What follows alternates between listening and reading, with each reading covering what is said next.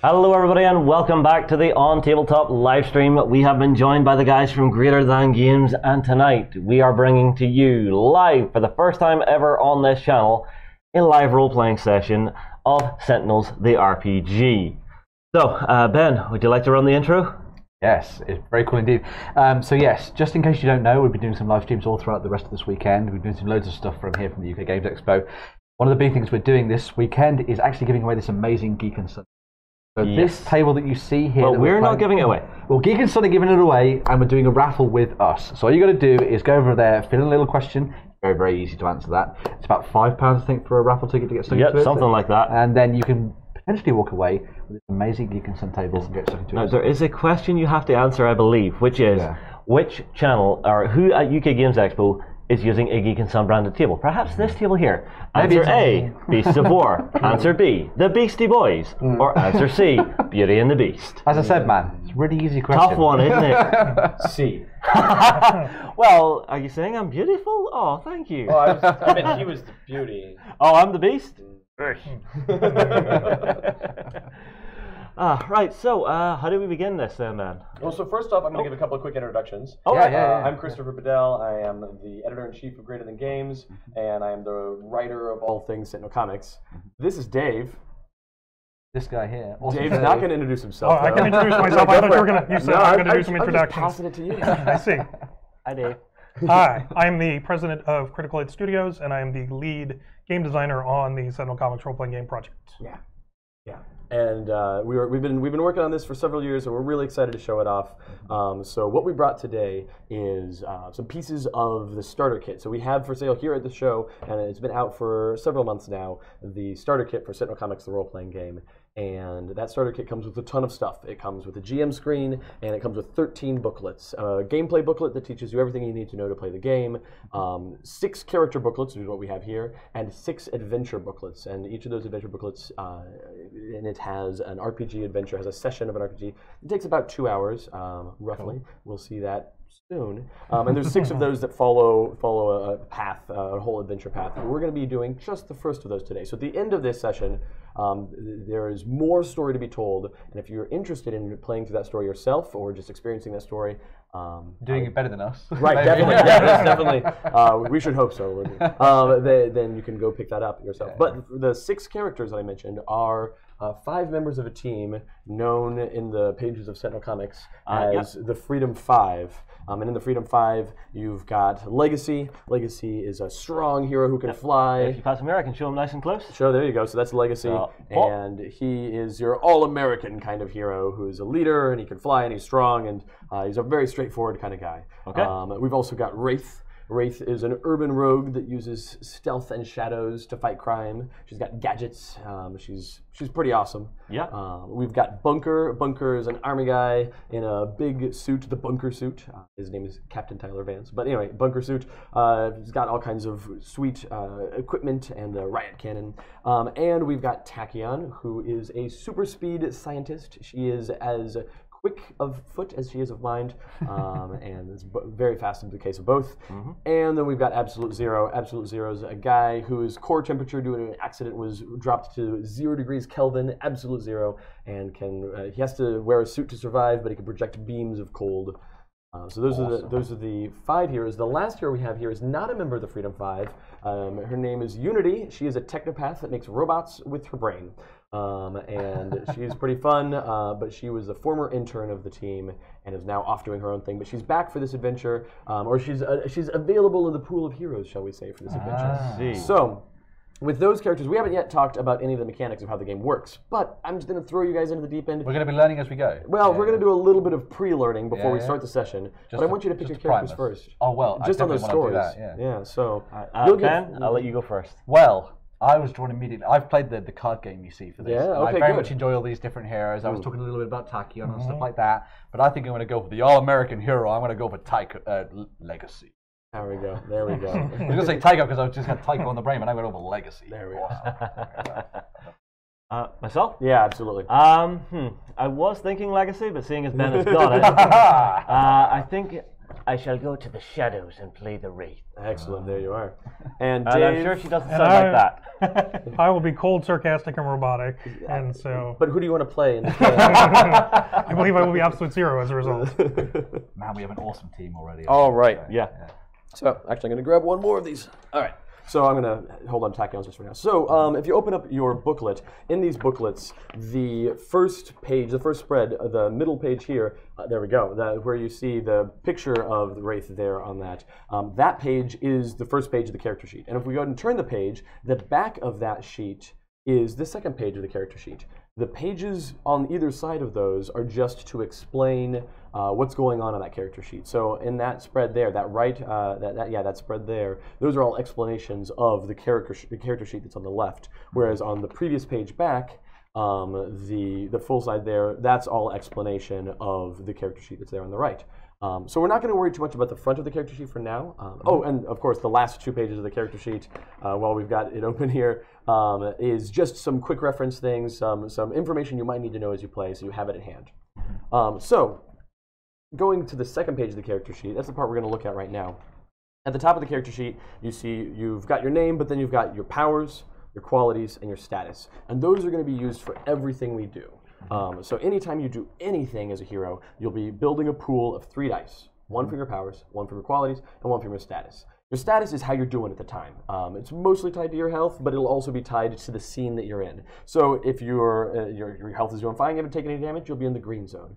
You've taken a bit of damage, things are looking rough, you're in the yellow zone, and things are looking dire, you're on their last legs, you're in the red zone. And this kind of is the answer to the question of why don't you use all your best abilities right off the bat, the very first few seconds of the fight. It's because you have to build to that point. Right, And like I said, this is tied also to the scene itself, in that as the scene passes, the scene has a tracker. Most scenes do. The first scene we played today won't, but I'm getting ahead of myself. But most scenes have a tracker in which the scene can go from the green to the yellow to the red based on how dangerous the situation is. Okay. So as the walls start coming down, you go into the yellow zone, and as the floor erupts in lava, we're into the red zone. Those are things that are going to happen here to us in the studio, not in the game. Just so you know.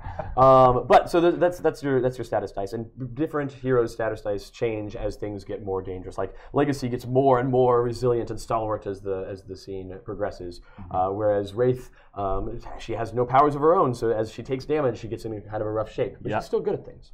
I just stay cool no matter what. Yeah, you're cool under pressure, which is one of your qualities. Oh, I'm sensing puns.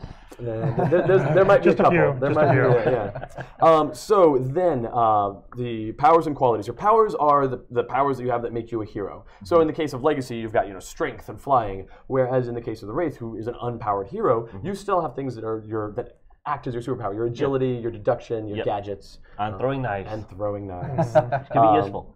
Whereas your qualities are who you are as a person, the things you do that that are not necessarily heroic, but are the things that make up you as a person. And whenever you do anything, you're going to take 1 of your powers, 1 of your qualities, 1 of your status dice. So if I am Tachyon, because that's the character that I pulled for the sake of explanation, and I am like there's a bad guy over there, and I'm like, okay, I want to deal with this bad guy before he hurts anybody. So I'm like, well, I'm going to run up as fast as I can, and I'm going to punch him.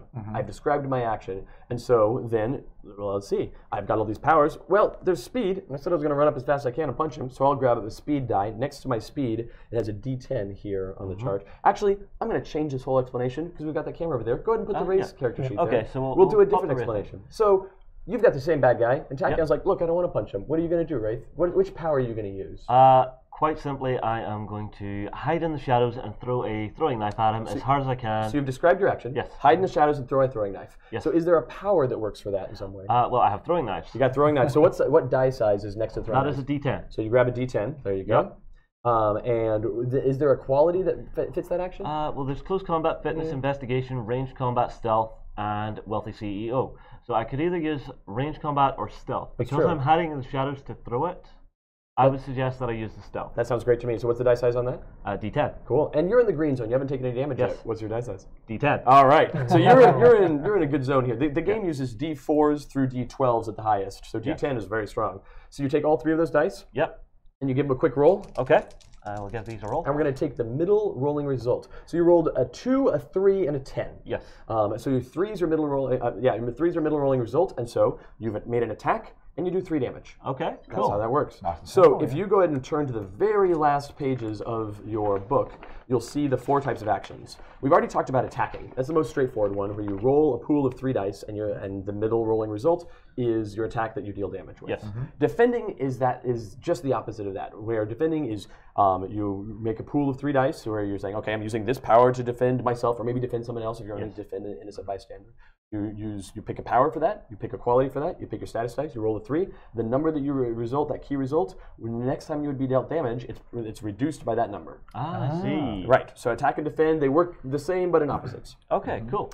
Overcome and boost and hinder are the last options, the last actions there, and those actions are based on a couple of charts that are there. In that, overcome is kind of a skill check. Anytime you're trying to deal with a situation in a method that isn't just doing violence, you're not punching somebody, you're overcoming a situation. Okay, great. You're going to do the same thing. You're going to pick a power that works towards your end, a quality, and your status die. You're going to roll all 3 of those, and your mid-rolling result, you will look at this chart. This chart here will say, if you get a 0 or less, you just fail. But if you get a 1 through a 3, you can either choose to fail or succeed with a major twist. Yes. And we'll talk about twists in just a second. If you get a 4 through 7, you would succeed, but with a minor twist. If you get 8+, you're going to just completely succeed. And if you get 12+, it will succeed beyond expectations, so some extra bonus effect. Cool. And then boost and hinder are mirrors of each other. Boost is just strengthening yourself or your allies, and hinder is making your opponents weaker. And with that, again, you pick your power, you pick your quality, you pick your status, you roll the die. The mid result is compared to the chart, and it uses the same numbers of 0, 1 through 3, 4 through 7, 8+, 12+, and those are all either +1 or -1 and on up the chart. We'll see those in action, I'm sure, over the course of this. Cool. But those are the 4 types of actions. Everything you do in this game will fall into one of those 4 actions. Now, since you're superheroes and we've got all these great abilities, I mentioned earlier, going back to the back of your character sheet, I mentioned earlier that you have these green, yellow, and red zones. And those green, yellow, and red zones aren't just for your status dice, they're also for your abilities. When you're in the green zone, either due to your health or due to the scene itself, you have access to your green abilities. When you're in the yellow zone, you have access to your yellow abilities and your green abilities. And when you're in the red zone, you have your red abilities, your yellow abilities, and your green abilities. Got it. So you've got all of those abilities available to you. In the list of the abilities, you've got the names of the abilities, you've got the game text, the explanation of the abilities, but in between there's a little column that says type, and there's 3 letters that you need to know there. A, R, and I. A is an action. It takes an action to do this ability. So instead of just doing a basic attack, which would be the rolling 3 die and taking the mid result, you might have some special attack, like, for instance, I've got an ability here with Tachyon called Hypersonic Assault that lets me attack multiple targets, but it demands that I use the quality of finesse. Right. So abilities will frequently say, hey, you can do this extra thing, but you've got to use the specific power or the specific quality. It'll dictate one or the other. The other one you would choose. So this says it dictates that I use the power, or the quality rather, of finesse, but it doesn't say which power I would use. And so I would choose, well, I'm using Hypersonic Assault. It uses finesse, but I'm also going to do it with speed or with inventions or with vitality, depending on what I've described. So each of those different abilities lets you use your powers, quality, status, lets you use those 4 basic actions in different kinds of ways. Where was I going next with this? Right, A was the action, so it takes an action to do that. Yep. R is the next type of ability, and R's are reactions. You get 1 reaction per round. It refreshes at the start of your turn. And then anytime that a thing happens, there'll be some sort of triggering event. You can use a reaction, and all of your different reactions will say, like for me, I've got Nimble Strike that says R. When a target moves near you, you may attack by rolling your speed die. So I'm rolling just my speed die. But if a target like runs up to me, before it punches me, I first roll my speed die and I hit it. Yeah. And so I might take it out before it even gets to get me because I'm tacky. Awesome. I'm tacky on for another couple minutes while I finish the description, and then that's going away and I'm somebody else. And then you'll become the most evil supervillain of all time. Perhaps. You have the beard to stroke like me. Yes. So then the other letter is I, which is inherent. An inherent ability is just an ability that is always true. It's not a thing that you need to specifically activate. It's just like, this is just always true. Sometimes it'll have a when this happens trigger, or it'll be a like constantly this is going on. But so yeah, you have actions, you take an action to do it. Reaction, spend your reaction to do it. Or inherent, this is just always true about it. All right, so that's pretty much everything from the front of the character, the back of the character sheet. The only thing that left is the fact that if you ever do get knocked out, you do still have an out ability at the bottom. That even when you're out of the fight, you're still doing something, just hanging on as best you can. It's also health. Oh yeah, there's the health. That's true. There's the next to the green, yellow, and red dice. There are the health zones there. The bands for the different health. Right, and that number you might go ahead and write on the note card that I provided you with. That highest number in the green zone there. That is the starting health for your character, and we'll keep track of it on those note cards as we go over the course of the game. But yeah, as your health drops, like for you, your health, your green zone is 32 to 25 with legacy. So if you drop to 24 hit points, now you're in the yellow zone. And again, if you drop to 11 hit points, you're in the red zone. And just to go back to some of the things we were talking about, we've got the inherent ability here that Legacy actually has. It's called Fortitude, which reduces physical and energy damage by 1 while in the green zone, 2 when in yellow, and 3 while in red zone, which is pretty cool. So if you had 25 hit points and 2 mooks ran up and they hit you, and one of them hit you for 1, and another one hit you for 2. Yeah. Well, so let's use higher numbers. Those aren't going to work. Let's have one of them hit you for 3 and one of them hit you for 4. As one of them hits you for 3, well, you're in the green zone, so you reduce it by 1, and you only take 2. Now the other one's hitting you for 4, but hold on, you're now in the yellow zone, so you would reduce it just to 2. Takes on the chin. Yeah. Okay, so let's take a quick look at the front of the character sheet. The stuff at the very top is your description, your name, your description of who you are, gives you some information about who you are as a character. So that's useful to study up on because there will be a quiz. But underneath My name is Paul. Yeah. Paul. What is it, Paul? What? Parsons. Yes, good. You get to live another day. This is a very high-stakes quiz. I don't know if that came up. But yeah, so underneath that, though, are your principles, and these are hugely important. Your principles are who you are as a hero, and a kind of a key for this game. If you're ever like, man, I'm not really sure what I should do in this situation, play to your principles. Okay. That's who you are as a hero. So for this character that I have here, Tachyon, I have the principle of speed, because I'm very fast, and I have the principle of science, because I'm very smart and studied. And so that gives me a couple of role-playing tags about things that are just true about me in the process of role-playing. Underneath that, it has a couple of questions. Questions labeled as minor twists and questions labeled as major twists. Now, if you think back to when we talked about the overcome action, there was the opportunity that you could, if you rolled like poorly, you could still succeed, but at the cost of a major twist. Right, or if you had a fairly median result, a much more common result on the dice, you're likely to succeed, but at a minor twist. Those twists, they can come from lots of things. They can come from the scene, they can come from the environment, they can come from the villain. The GM certainly always has twists available to use in a situation, be like, okay, here's the twist of what happens. But one of the things that I really love about this game is that you can also get twists from your principles. So the GM, you'll have, okay, you have a minor twist, and the GM will say, hey, Wraith, you had a minor twist in that overcome there. Is one of your principles, you were sneaking around this government building trying to find the files that had been stolen, or some sort of trace of what happened to these stolen files, and you rolled your overcome to see if you could find anything, and you succeeded, but with the minor twist. You succeeded, you definitely did the thing. Not to worry there. A twist, minor or major, will never negate your success, but it does add some extra wrinkle. And so we're like, okay, well, hey, what happens? And I'll ask you, the player, is there one of ask yourself one of those minor twist questions. Is there one that applies? And do you have an answer that would? Well, for this particular one, what would work best is, what important clue did I just miss? There you go. And do you have a specific important clue that you might have missed? And if not, I'm happy to put it forward myself. But you as the player, you can be like, oh, so hey, I found the things. And I'll tell you, yes, you found the things. But I missed this other thing. This is this extra information here. And it's like, that's true. And you're going to be building the story in as much as I some cooperative storytelling elements and stuff. Absolutely. And like occasionally a player might have a twist where it's like, oh, minor twist, a helicopter flies through the wall and we all take tons of damage. Like, whoa, calm down. As the GM, it is my job to say, let's not kill ourselves with twists. And on the flip side, it can't just be, well, I lost my shoe and I kind of liked it as a shoe, but otherwise it doesn't really do anything. I'm going to make sure, like if you tell me that's your minor twist, you're like, oh, I lost my shoe, then I'm going to be like, oh, okay, you may have lost your shoe, but as you round the corner and leave the scene, some enemies pick up your shoe, and now I'm going to add 4. I'm adding 4 more soldiers tromping in because you lost your shoe. So I'm going to make sure that no matter what, the twist is appropriate to the situation. Wicked. See, this is a great way to actually teach people storytelling in general, and actually keeping a coherent narrative between a group of people is something sometimes quite difficult. Yeah, and it's one of the things that we really like about the dice pool system as well, is every so often you've got a person at a role-playing game who's either just not really into description or is just tired for the night, it happens. And even in that case, when they're like, look, I'm just going to hit the thing, well, they at least have to give us the name of their power and the name of their quality. So no matter what, it's like I just hit it with the most basic, boring attack I could come up with, so I'll hit it with speed and with close combat. Well, right there, that's much more interesting than I just punch it. It's like, okay, well, I run up fast, I'm going to hit it, get in close and fight. Yes. That's more interesting. Yeah, definitely. That's kind of what we're shooting for with this system. Yeah. Okay. I've just thrown a bunch of things at you. Do you have any questions before we dive right in? I am pretty up to this. This is something awesome. I think I can. I think this is my speed. I think I can rock with this. Yeah. I think it's your speed. Tachyon. Oh, she's gone now. Yeah. Yeah, that was fast. Yeah. Dave, do you have any questions? Oh my god. I'll just be chill over here. One of the things that happens as a process of character creation, in the list of qualities, everybody has a quality that isn't on any of the lists of qualities from the character creation process.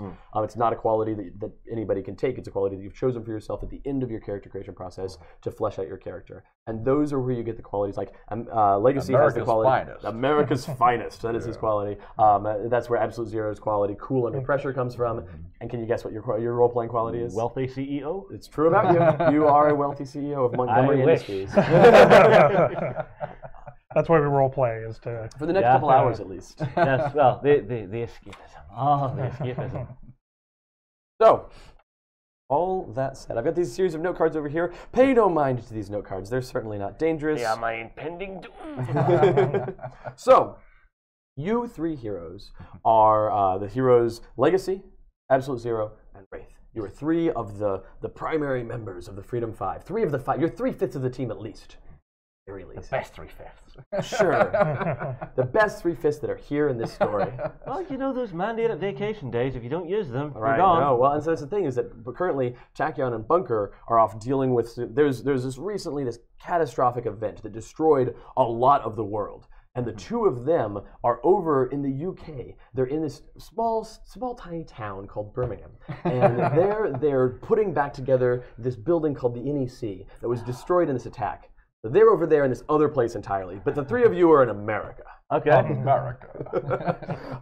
And so the three of you are in the city of Megalopolis, which is the home city of the Freedom Five, and you're dealing with the fact that most of the world just was attacked by various cosmic things that would take way too long to explain right now, but you know that the world is still recovering from this attack. And so the three of you are there, and the city it's in the recovery process. It's been a few months, but still there's wreckage everywhere. Skyscrapers demolished. There's work crews at every intersection getting power back to these buildings, putting things back together. Always still, looking for anybody that's damaged, injured by the attack. Sure, it happened months ago, but there's still people all the time that are caught under collapsing buildings, and you got to look out for gas leaks and all that trouble. Additionally, there is a tree. There's a very large tree that has grown up in the center of the town, in the center of the city of Megalopolis. And when I say it's a very large tree, I mean the base of this tree is several city blocks, and the top leaves of this tree are more than 3 times the height of any of the buildings in the city. So this is a colossal tree, several hundred feet tall. So yes, and so this is, it's not a thing that you're necessarily afraid of. You're aware of this tree. This is a tree that grew up, that was made by one of the heroes to prevent the destruction of the city. So the city was saved by this tree, but also now the city's getting put back together, and there's this giant tree, and it's in the way in a lot of ways. But anyway, so I just kind of want to go around real quick and have each of you tell me what thing you're doing in the city to help the city of Megalopolis recover from this event. Okay, so I'll go first. The Legacy at the moment is downtown. He's in some of the busiest parts where all the damage has happened and things like that. Sure. And he's basically gone down there and he's gone to talk to some of the different crews that are working there and all the mere mortals. But of course, Legacy doesn't refer to them as such like that. Right. And he's helping them with whatever they need to do. So he's like lifting girders and helping people out, moving the rubble around and things like that. That's and great. Into it. That's fantastic. So you're downtown. You're helping out in the thick of the damage. He's reassuring everybody that everything's going to be fine. We're going to be looking after you. We're going to be bringing the city back to what it was. Sure. Helping to put the monorail back together. Yeah. He's lifting up a train with one hand and stuff like that. Sure. Naturally. Of course, yeah. So we're going to do a quick preview of how the initiative system works in this game.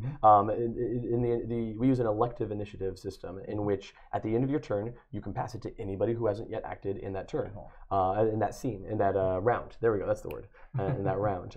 So there's no specific reason for initiative yet, but even still, Legacy, who are you going to pass it to next? I'm going to pass it to Absolute Zero and see what he is doing. So a bunch of the power plants have been wrecked and are still causing problems. And I'm just going to put out literal fires that are electrical fires. You know, whatever fires happen to be around. You know. Electrical fires, gas fires, mineral fires, plant fires, animal fires. Some plasma fires for some reason. That happens. Man fires. Right. Right. A lot of man fires. A lot of man fires. Okay, so you're putting out the fires. Yep. That's good. That's helpful. So downtown power plants. Who do you want to pass it to? Your options are Wraith. Wraith. Oh, right. Well, currently, Wraith is not done up as a superhero. She is down at her company in the middle of a board meeting, redesigning the Central City Park and the infrastructure of the city to try and avoid this happening again, trying to reinforce dams, buildings, making them better, more earthquake-proof. Also overseeing some humanitarian aid to go out to those who have been injured or hurt or lost their homes. Maya Montgomery, CEO Maya Montgomery. Yes. She is in her element here. Yes. Because even though Wraith is a powerful and useful superhero in a fight, Maya Montgomery's calling is perhaps even more. I don't imagine Wraith would actually be out in the middle of the day trying to actually use her gadgets and stuff to rebuild stuff. She has better resources. Sure. Leaves that to Legacy. Excellent. So while the three of you are all working on your various projects, it is in fact Legacy, you there in the center of the city, in the bustling downtown area, who first hear any sign of disturbance in the form of some screaming civilians. As you're lifting up heavy things and putting them back down again, and then doing it again with the other hand just to show, look, you know, no problem. Oh, yes. Oh, excellent. It's arm day. You know. I will not miss leg day. So as you're doing this, you as you're lifting a train overhead, you hear behind you the sounds of screaming and running people. Right, so I'm going to lever the train down slowly onto the ground, make sure that everything's safe. Right. Look around, make sure everyone's on task. Right. And I'm going to leap into action. So I'm going to use my flight, I reckon, and just burst into the air, get as high as I can, and look around me to see what else is going around me. That sounds great. That sounds great. And I'm not going to make you roll for flight because I'm never going to make you roll for a thing that you can just do. Just inherently do. You don't have to attempt a difficulty skill check to open a door, and Legacy doesn't have to attempt a skill check to fly up in the air. It's just one of his natural abilities. So yeah, shoot him into the air as quickly as I can, get a sort of like an overview of what's going around me, and make sure that I get right into the action of any. Sure. So, in fact, only like a few, like maybe a dozen meters away, there are a group of civilians, of people who are looking pretty haggard. They're soot stained and clearly have just crawled out from under some building. The work crews have been helping them out, but they are rather than looking exhausted, they are looking panicked. They are running and they're screaming as out from this building, this slowly crumbling building that the work crews are working out, come a trio of tiny, skittery little robots. And I put my book over here because I'm like, I don't need my book for anything. I have all my notes in my head. But there's pictures of robots in a book. Oh, okay. Give me. Yeah. Actually, there's some on the cover, but let's just go with these robots. Ooh, creepy little fellows. So these are these roughly mailbox-sized robots with spindly little stabby legs and glowy eyes, and they seem very friendly. They just want to hug the people they're chasing, but the problem is with claws. Right, they're bad at hugs. God damn it! They don't have the situational awareness to understand that claw hugs, they're just out. Okay. So you've got 3 spider bots that have entered the scene here, and for the purpose of the chat and for explanation. As to what's going on here, I have a note card that I've just revealed as if I'd drawn it immediately out of my pocket. I drew these just before going live because I happened to know what was going to happen here. These spider bots, they each, I have a note card that says spider bots on it. Underneath it says D6 3 times. So this is a group of 3 spider bots, and they're each represented by a 6-sided die. And this means that these are minions. Minions have a single die that represents them. When they attack or do anything, when they take any action, they roll their die and use that result. And when they are attacked, if somebody's trying to deal them damage, in fact, let's find out what that looks like. Rather than me explaining that anymore, we'll begin a scene. We're into the initiative, and in that scene, we've got 2 actors so far. Although we'll add, we have 4 actors, but we'll start with Legacy, and you've got you, Legacy, are an actor in this scene, and these spider bots are an actor, and they are one group. Okay. Though they are 3 bots, they are one group of bots. They're going to work together. Awesome. Right. So Legacy, what would you like to do? You see this group of spider bots, and they are menacing the crowds of people. Okay, so furrowed brow in action, probably a heroics thing. You got the sun behind his head and everything as he goes down. Right. He's just going to bamf down out of the air with his flight. He's going to smash down to the nearest bot that is going for the civilian. Sure, the one that's closest to the civilian is a good call. Cool, yeah. So I'm going to reckon that's going to be flight. Sure, I would imagine. That makes sense. I'm going to go with close combat, and then of course my green dice for my status. So that is going to be a D8. Another D8 and a D6. That sounds great. Awesome. So give those a quick roll, and let's see how you're doing. And as he goes down, he shouts out, "Don't worry, civilians, I've got you covered." So using the middle value. So there you go. 4, and that is a 4. So you've attacked the spider bot with a 4. Whenever a minion is attacked, it rolls its die as a save to see if it can save. Okay. So I'm really hoping that I roll a 4, 5, or 6. I gotta get my bot to survive. Don't do that. I imagine so. Yes. Legacy would not allow that. A 4. Dun, dun, dun. Now here's the situation. Yeah. You have attacked a minion. You are this guy. Just so you can see again who I am playing, because it's basically a mirror of me. Yeah, right. I am Legacy. He doesn't have a beard, but other than that, this is spinning image. My day-to-day look. Oh, sure. You tear it off. When he's Paul Parsons. Right. You're giving away your secret identity here. God damn it! I've got the glasses for it and everything. But when you look like that and you punch a mailbox-sized robot, it doesn't get away scot-free. If it had rolled a 1, 2, or 3, you would have destroyed it. No problem.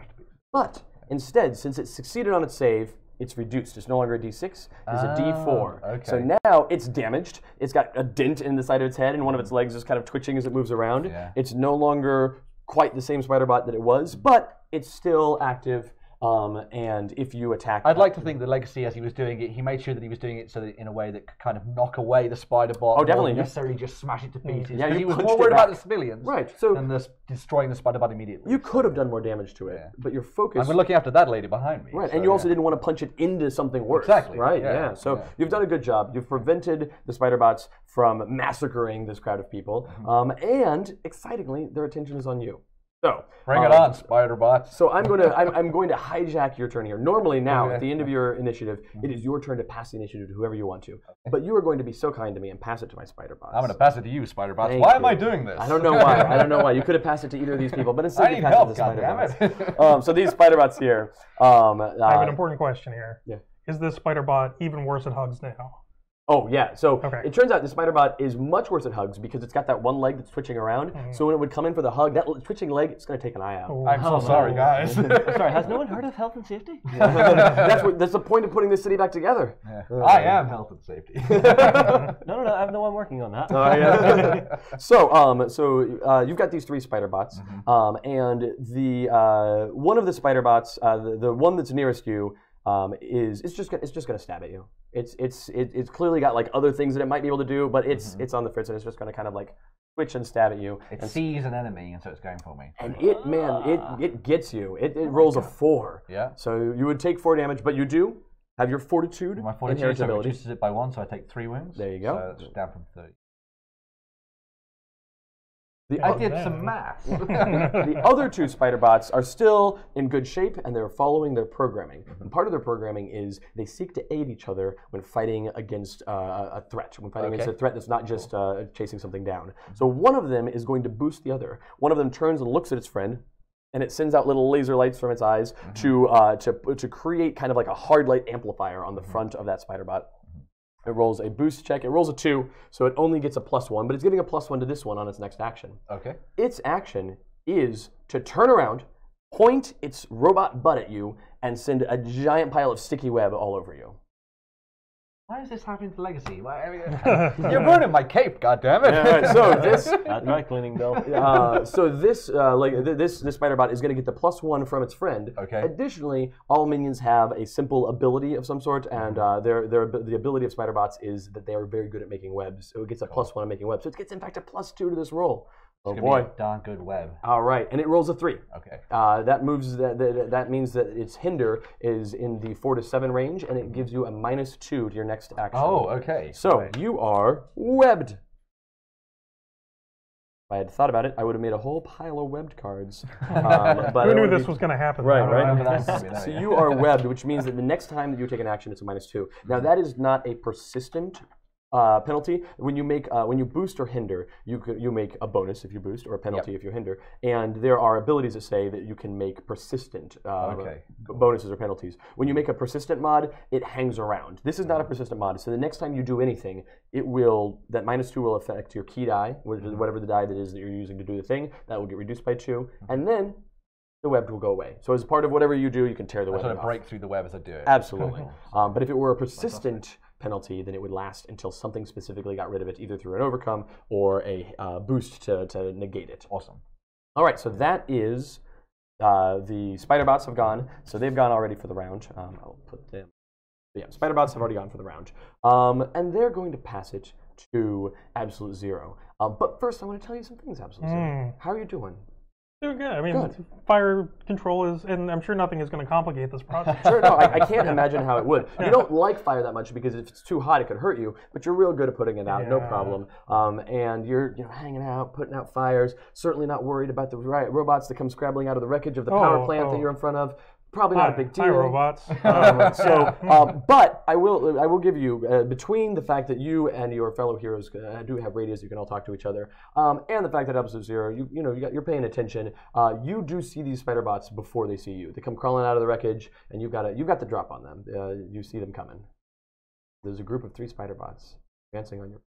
Well, what do you do? They're going to notice me quite shortly as I blast one with cold. Oh wow!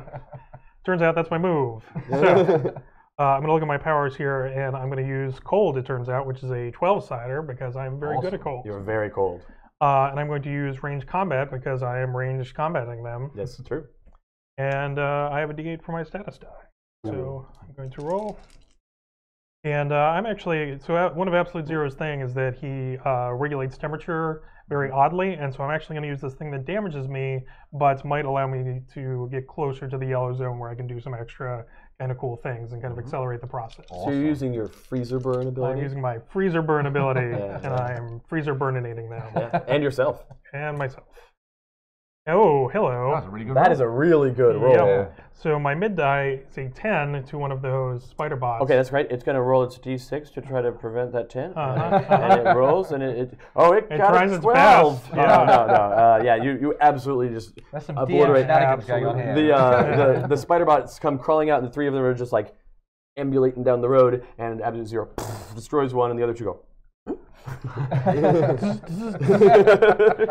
And then also the min die that you rolled, I believe. Yep. So I did 5 to myself.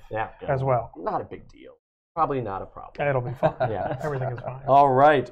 So at this point, you could pass it to the spider bots or to the wraith. Either one. Your choice. I'm going to throw it to the spider bots. Oh, sure. That's great.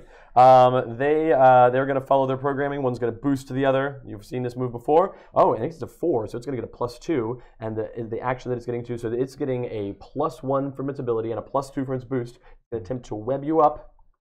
Yes, all the way over there. For 3, which becomes a 6, which is the same as what Legacy got webbed up. So we are webbed again. Who could have seen this coming?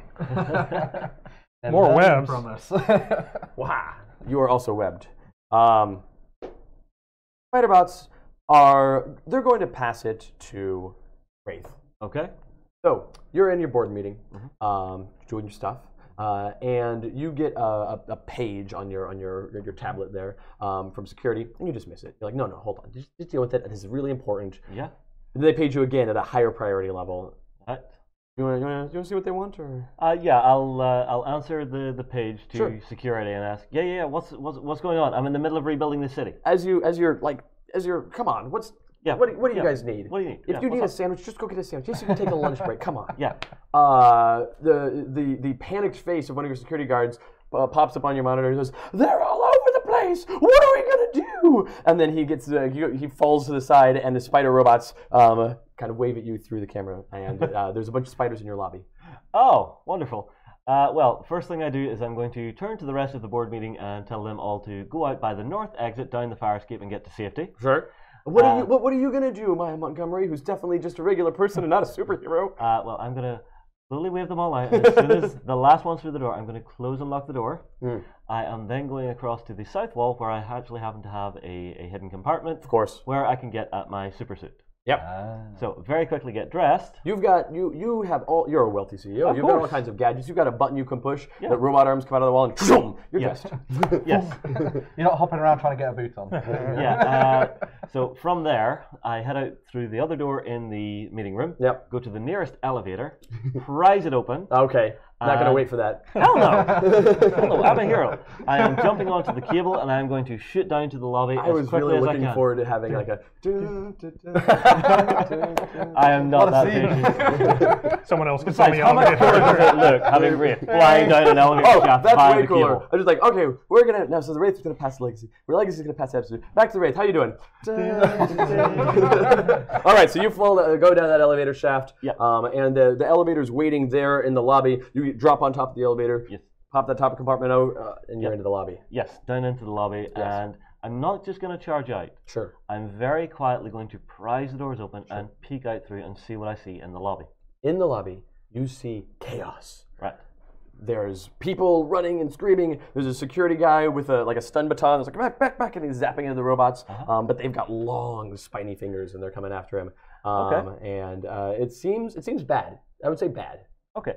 Well, at this stage, I am going to prise the door open a little bit more, and I'm going to use one of my abilities. Now, I know I'm not in the shadows, but I assume they haven't noticed me yet. Sure, I assume I can use Strike from the Shadows to chuck a throwing knife at one of these spider bots, aiming for its butt. The butt. That's key. I'm hoping for a bonus on this one. Well, explosion of webbing. We'll see what happens. We'll see what happens. But go ahead and go ahead and follow the text of the ability. Lets you make an attack, and then also you'll get to defend yourself by keeping your yes. My minimum position. Dice becomes well, I'll read the full thing. Sure. Attack using stealth. Defend with your min die against all attacks on you until the start of your next turn. Perfect. So I would assume I am using throwing knives, so D10. There you go. I'm using stealth, so D10.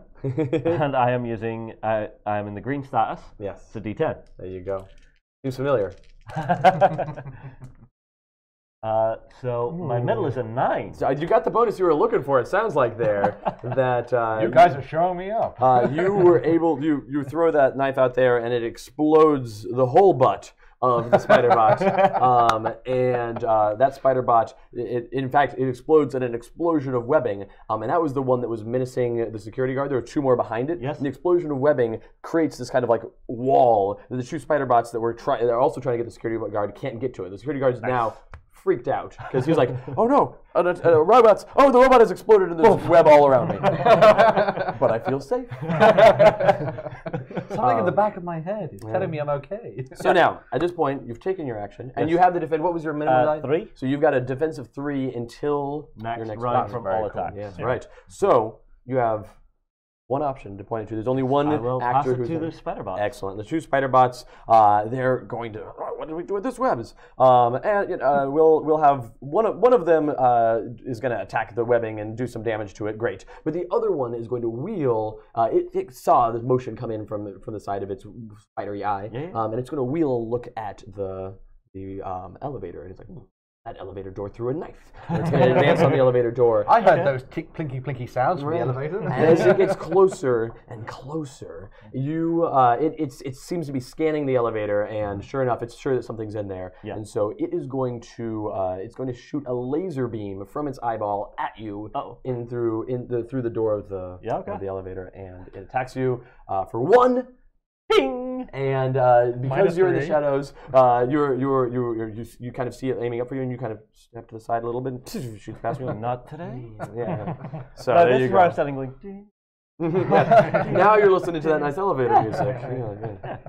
I'm so glad we installed this system. All right, so the spider bots have gone, and at the end of the round, they're the last actor, so they can pass it to whoever they want to in the round. They can't pass it to themselves because now everybody refreshes, so they can pass it to any of you three, or they can pass it to their friends. Legacy. How are you doing? Well, I've got web all over me now. That's true, and you're not being passed to. Some spider bots are attacking you. You got close there, close. Yeah. So the two remaining spider bots are here, and yeah, like you said, you're webbed up. So the two bots are there that are still following programming. One attacks the little one, the little. We'll call him Broken Bot. He's like, he's still doing his job. I'm doing the best that I can, and he stabs away at you for 2 damage. You only take 1 of it, but hey, he's still got something through. I'm proud of him. The other 2 bots are following programming. Now that you're webbed, the boosting bot boosts his friend, rolls a 4, so it gives a +2 to his friend, who now attacks you. Runs up with the stabby feet. Much feats, much stabbing. Gets a +2 to the attack. Rolls a 6. And attacks you for 8 damage. Now, you reduce it by 1. Yeah. So you only take 7. So I take 7 damage. Yeah. So I'm down to... But you're into the yellow zone. All right. Yeah. So this is opening up a lot more. So these powers... So now you have access to your yellow and your green abilities. I'm just going to pass this over to just... Yeah. So you can see what I've moved on to there. Bring this up for everybody home. So you have this. Yeah. And now you've got Thuck, Flying Smash, and Danger Sense. Good. So Danger Sense sounds like it could be very useful for you. It might be at this point, yeah. So these 3 spider bots have acted. They are going to send the scene all the way across the world, not that far, to a couple of spider bots that are outside a cooling plant. We're going to do a similar thing. Hey, I'm sorry, it was a power plant. It just happens to now be a cooling plant. Yeah, I've doubled its efficiency. Right, exactly. We've got the boosting friend who gives a +2, and the attacking friend who only gets 3 damage on you. But he'll take it. Wraith, and if I might interrupt. Oh, yes, you may. Now that I've moved into the yellow zone, I have an ability that is modular realignment. So I have started my suits, then goes ka-chunk, ka-chunk, ka-chunk, and starts to adapt to the spider's attacks. That's true. And I'm going to boost using my cold die. Right. Cool. So you roll your cold die and get a boost out of it, and that was the best boost. Rolling so well. So what happens here is you took some damage from a bot. A bot runs up to you and it slashes you with its foot, and as it does, it creates a hole in your armor, and cold air vents out of that. Quite a lot of cold air, turns out, vents out of that, and that cold air swirls around you. What do you do with it? I'm forming it into a protective coating to myself, which I can also then use to aid my attacks, because it is around my my gauntlets. You've got an ice coating. Icing is better. It's too late now, no, though. It's too delicious. Yeah. And it's a +4. So strong work there. You must have played this game before, Dave. That's how you roll. Actually, only twice. Yeah, it's true. This is the killer for creators of games. They don't get enough time to play. No, exactly. That is actually it's one thing that Dave and I were talking about this yesterday. It's one thing that I really like about this game is that GMing this game feels a lot like playing. Like a lot of times GMing a game, like it's enjoyable. I love GMing a lot of different RPG systems, but being a GM in this game, it's a lot of the same sort of things you do as a player, and it's a blast. I really enjoy it. But anyway, so those 2 spider bots, they did their business, and we're going to return to the elevator scene where the spider bot that was attacking the web sees what its friend is doing, goes, oh, sorry, turns and boosts its friend that's at the elevator door, giving it a +2 as it attempts to shoot a wider laser beam at you. Okay. And it rolls a 4, gets a +2, it gets 6, so it does hit you, but you reduce it by 3. Yeah, so I'm down by 3, so I'm on 23. There you go. And with that done, all the spider bots have acted. So I did a thing there where I kind of bookended the initiative by passing it around to these characters because I had the sneaking suspicion that they weren't going to get a lot of turns left now that you guys are fully aware and ready for fights. Exactly. So that's what's going on with that situation there, and they're going to pass it to you, Wraith. Okay. I think I am going to see if I have any small magnetic explosives within my utility belt. Sure. And throw a pair of them at each of them. Sure. So what you're doing here, unless you have a specific ability you're invoking, if not, it's fine. No, this is a general attack. Great. So what you're looking for here is what's called a risky action. Okay. On the last page of your character sheet, it describes it, but I'm happy to tell you right now how it works. So a risky action is you're looking to do an extra thing. Normally, a basic attack hits one target, but you're saying, look, I want to make a basic attack. I want it to hit 2 targets. Yes. You can do that at the cost of a minor twist. I will take a minor twist. Sure. Do you have one in mind, or do you have one, or is there? Well, there are 2 questions here. Yes, so that's true. What Are there important either of clue those? did I miss, or what evidence did I just leave behind? I think it's what important clue did I miss would be the best one for that. I am all about that. I am all about that, and I will get to that in just a second. Don't worry about it. I'm sure it's nothing. Everything's fine. Okay, so I would use gadgets, ranged combat, and my status. Sure. Yes? Yeah. So my gadgets, D8. Yeah. My ranged combat, D8. And the status effect, I'm still in green, so D10. Beautiful. See if I can get something nice here. A 5. A 5, and it's going against both of these 2 spider bots. Yes. So they're going to roll their saves. Oh, no. You toss out your magnetic bombs. Tink, tink. And those 2 spider bots kind of go, they look at each other. They have 1 second to go, huh? And they look at each other. Oh, roger, roger. All right. They are gone. Now, there was a minor twist in this. Sure there was. And for now, all I'm going to say, don't worry, it'll come up. For now, I'm going to say is that all 3 of those spider bots that you were dealing with, the one that you threw the knife into its butt, and the 2 that you just exploded with bombs, they're just shredded shrapnel. There's nothing left of them but little bits of metal. Okay. So that's all there is for now. Okay. In that case, I am going to pass to Legacy. Clean yourself up, friend. So Legacy, he's like webbed a little bit. He's got it all over his boots. He's got something on his cape. He's been attacked by these spider bots as well. Gone, so. Yes. And he's gonna get on the radio and he's gonna be like, "Hey, fellows, are you having some problems with some spider bots here in the city right now?" Yeah. What spider bots? The important clue that you missed. There were spider bots. You didn't even notice. You were just jumping down the elevator and throwing knives and bombs for no reason. No, I'm kidding. I'm having some problems downtown Kids need to stop bringing their toys into my lobby. This is not cool. That's what it is. Yeah, I'm having some problems here downtown. How are you guys dealing with things? Shooting them. Seems like a goddamn good plan.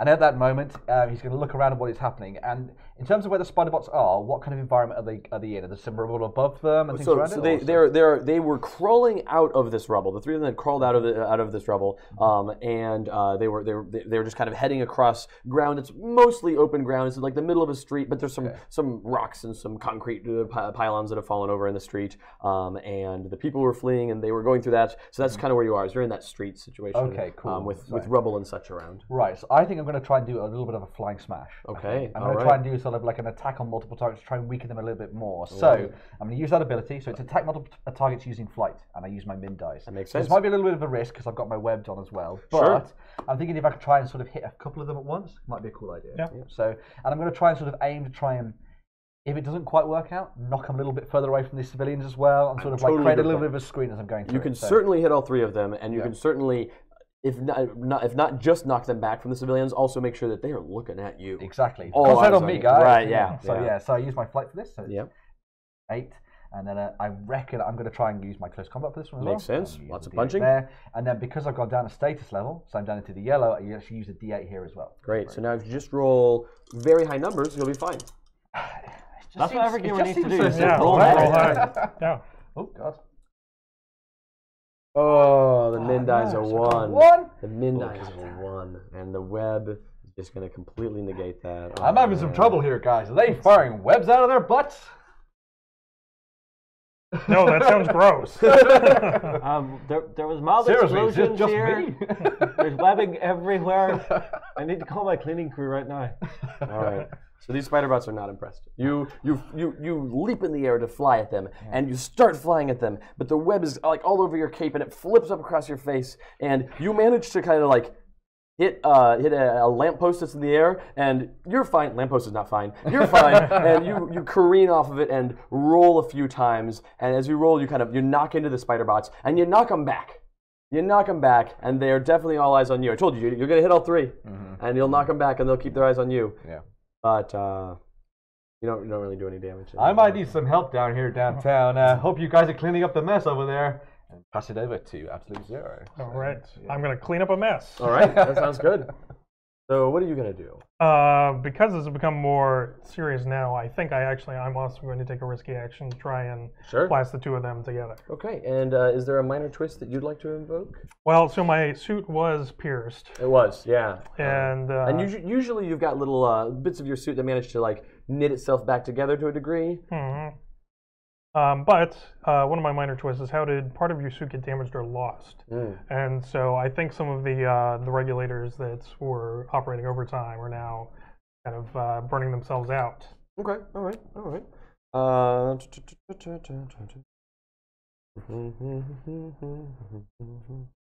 So I'm just going to give you this, and this is just the fact that your suit has a damaged regulator, and it's not dire. It's not a real big problem, but at some point in time you're going to need to deal with it. Yeah. And if it goes for too long, it might have some adverse consequences. But for now, probably not a big deal. Well, I'll just get tacky on. Oh no. No, she left. Oh, no. All right, so I'm using my cold. I'm using my range, which is D12, using my range combat, which is D10, and my status, even in the yellow, is a D8. And... Nice. 5 is my middle die. Yeah. I get a +4 for my ice coating, which takes it to a 9. -2 for the webbing. Okay. Is so a 7. All right. So the 2 spider bucks are there. They should roll a 7 or above on those 6-siders. All right. So you've got that cold air that had kind of wrapped around your hands, and when you send your 2 beams forth to hit the 2 spider bots, that cold air goes with them and creates quite a mess, and you destroy couple of spider bots. I'll be right there, Legacy. Thanks, Zero. All right. Very good. Very good. Okay, so we've got 3 spider bots left. So now at this point, everybody has acted in the round. Yes. So Absolute Zero, who would you like to pass it to? I would like to pass it to the ring. Excellent. Well, seeing as everything is pretty badly destroyed around my end of the place, I'm going to get onto the radio and figure out who needs help and where. Sure. And you can talk to these two. I mean, you've been hearing those conversations. You've got an earpiece. Zero, Legacy, come in. I've just had to kill 3 spider bots in my lobby. Are you guys okay? Oh, I'm fine. Things are not going too well here. I seem to be causing a lot more damage than I seem to be stopping. If you guys could come downtown and help me out here, I'd be mighty swell. Okay, so at which point I'm getting back in the elevator and now I'm going down to the basement to grab a motorcycle to actually ride out to Legacy. Sure thing. You can go down to the basement, you get on your motorcycle, you get out of downtown, and you leap off your motorcycle to see Legacy lying on the ground with a cape wrapped around him and web around his face, and a group of spider bots looking somewhat confused down at him. There's little bits of glass in his hair from where he hit the lamppost as well. So. Okay, what should I do right now? So you still have 3 spider bots here, yeah? 3 spider bots, yeah. Right, I think what I'm going to do is I'm going to reach into my gadget belt. Sure. And hopefully I have some form of net that I can throw onto at least one of the spider bots to try and immobilize it for now. Sure. You want to try to hinder a bot? That sounds great. Yes. You've got 2 bots that are looking pretty healthy, and 1 bot that's looking not very healthy. I'll go for the healthy one. Healthy bot. All right, so let's go ahead and make a hinder check. So go for a gadget, it sounds like? Yes, it'll be a gadget for a D8. Yeah. It'll be, let's see, what would be ranged? Fitness, close combat, yeah, it'll be ranged combat. You're throwing a net, yeah. Yep. And you're still in the green zone, I think? I need a D8, and I'm still in the green, so D10. So 4 is my middle. 4, excellent. So that is a -2. So you have caught one of these bots. It's got a -2 because it's wrapped up in this net. And it's very confused. Yes. So excellent. Yep. I will then have to pass the turn. Yep. I will pass it to those spider bots. Okay. Oh, the spider bots. All right. So the D4 spider bot is going to stab at Legacy in the. It's like it's got one thing like God damn! Stop trying to hug me. And it does no damage to you. Yes. Because -2 because of the fact that I'm in yellow. Exactly. Right. So it does 2 damage to you, and you're like, no, that's fine. The spider bot that's got the net on it is going to. It's going to turn and try to shoot some webs at you. Okay. But we'll see how much the webs get caught in the net. So it shoots for a 2. For a 2. So all the webs get caught in the net. So it shoots webs at you. The webs get caught in the net, but the webs and the net fall off to the side, and then you two are staring at each other, and it's a showdown. And the last spider bot that's there is going to shoot a laser beam at you. Oh, okay. Yeah. You're loving these laser beams. And it's just a 2, so you take the 2 damage. Okay, I'm on 21. And then they will pass it to absolute 0. So, having dealt with mine, and of course this regulator is not going to be an issue. I can't see how it would flick it. It seems okay. Yeah, it'll be fine. Just got to reboot it later. I'm going What's to... the point of regulating things? Exactly. I'm going to freeze the ground in front of me Sure. to get a running start and slide my way to where Legacy is. Zoom. You do so. I surf in. Yeah. Very coolly. Yep. And then I'm going to, because I'm seeing that Legacy isn't so much in trouble, and this is the moments that I live for in life. Of course. I'm actually just going to use. Okay? I'm going to use my ice shield to protect Legacy. That sounds great. And so Defending ice shield, Legacy. defend using cold, and I think I'm actually like, oh, you need a hand there, Legacy? I'm going to use my banter. Yeah. And D8 for. That's great. All right. So I defend with my max die. So the next damage that Legacy would take is reduced by 6. Sure. Nice. And I boost the target of the defense using my min die, which is a 2, which is going to be a +1 to your next action. All right. So you have an ice shield. That ice shield is giving you it's a defense of 6. So I'm writing D6, but it doesn't mean it's just a 6-sided die. But you also have a +1 on your next action. Awesome. All right. Okay. And who would you like to pass? I believe it is just Legacy that remains, so I will do so. So Legacy stands up and shakes some of the glass out of his hair. Sure. Looks around him. Reds have turned up. It's yeah. fantastic. Now it's 3v3. Yeah. Now it's a real fight. Yeah. I mean, we each took out 3. We're not talking about Who's that. counting? We'll talk about that later. No, I'm going to talk about it now. Thanks, guys, for showing up. I could always use their help. And I'm going to go for the one that is right in front of me, the little tiny weakling one. Yep, sure. It is just my nemesis at this point. And I'm going to stay behind the shield, using it for my protection, because Absolute Zero is put there for a reason. Right. I'm going to make sure that he uses it. He's part of my team. Yeah. And I'm going to reach out with my boot, and I'm going to kick it into the rubble in front of me. Sounds great. So yeah, I'm going to go for a basic. I'm going to go strength, close combat, stuff like that. Sure. So yeah. D10 for my strength. That is 8. There you go. And I get a +1 to this on the dice. Yes, you do. So.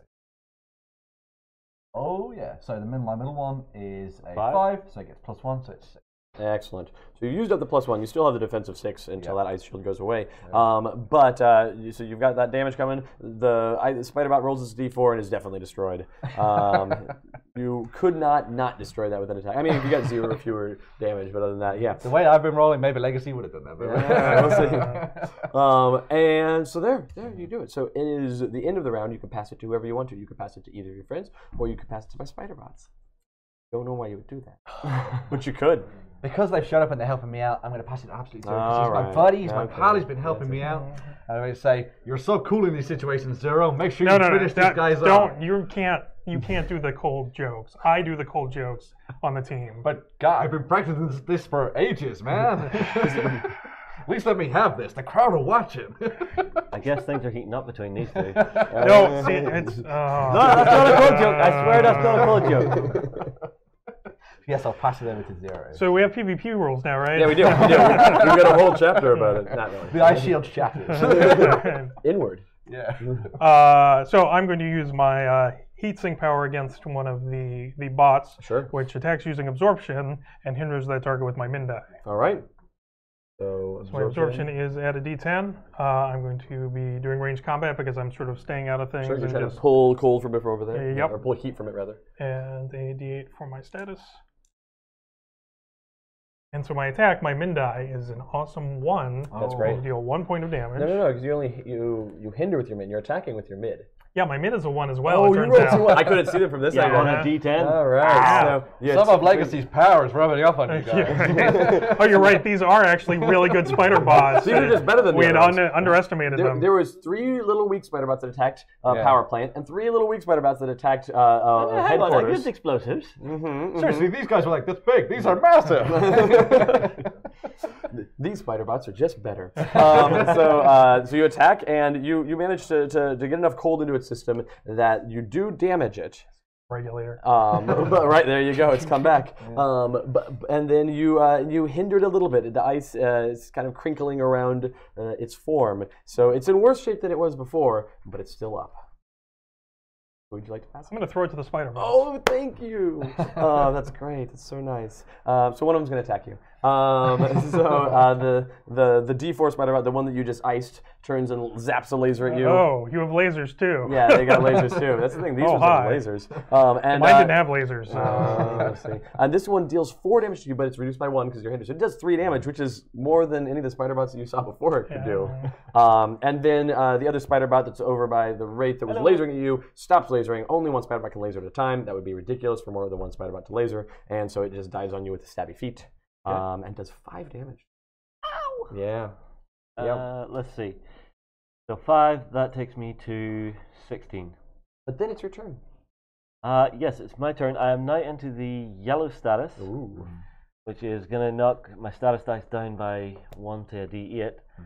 So I think we need to study one of these for science. So I do believe it's going to be time to actually try and grapple this thing to the ground. Yeah. And perhaps use my grappling hook's cable to maybe try tearing the legs off it. Sure thing. That sounds great. Yeah.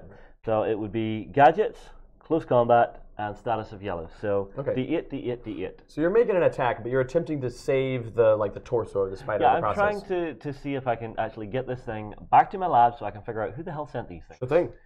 And you're attacking the one that's injured or the one that's not injured? There's one that's injured and it's got some ice on it. Right beside me. Yeah, that's the one. And stabbing me, so it has to be that. All right. So let's see what I get. My mid die is a 5. This is great. So it rolls its defense. It's got its D6, and it's going to roll a 2. Yes. And this is delightful. I was actually really hoping this would happen.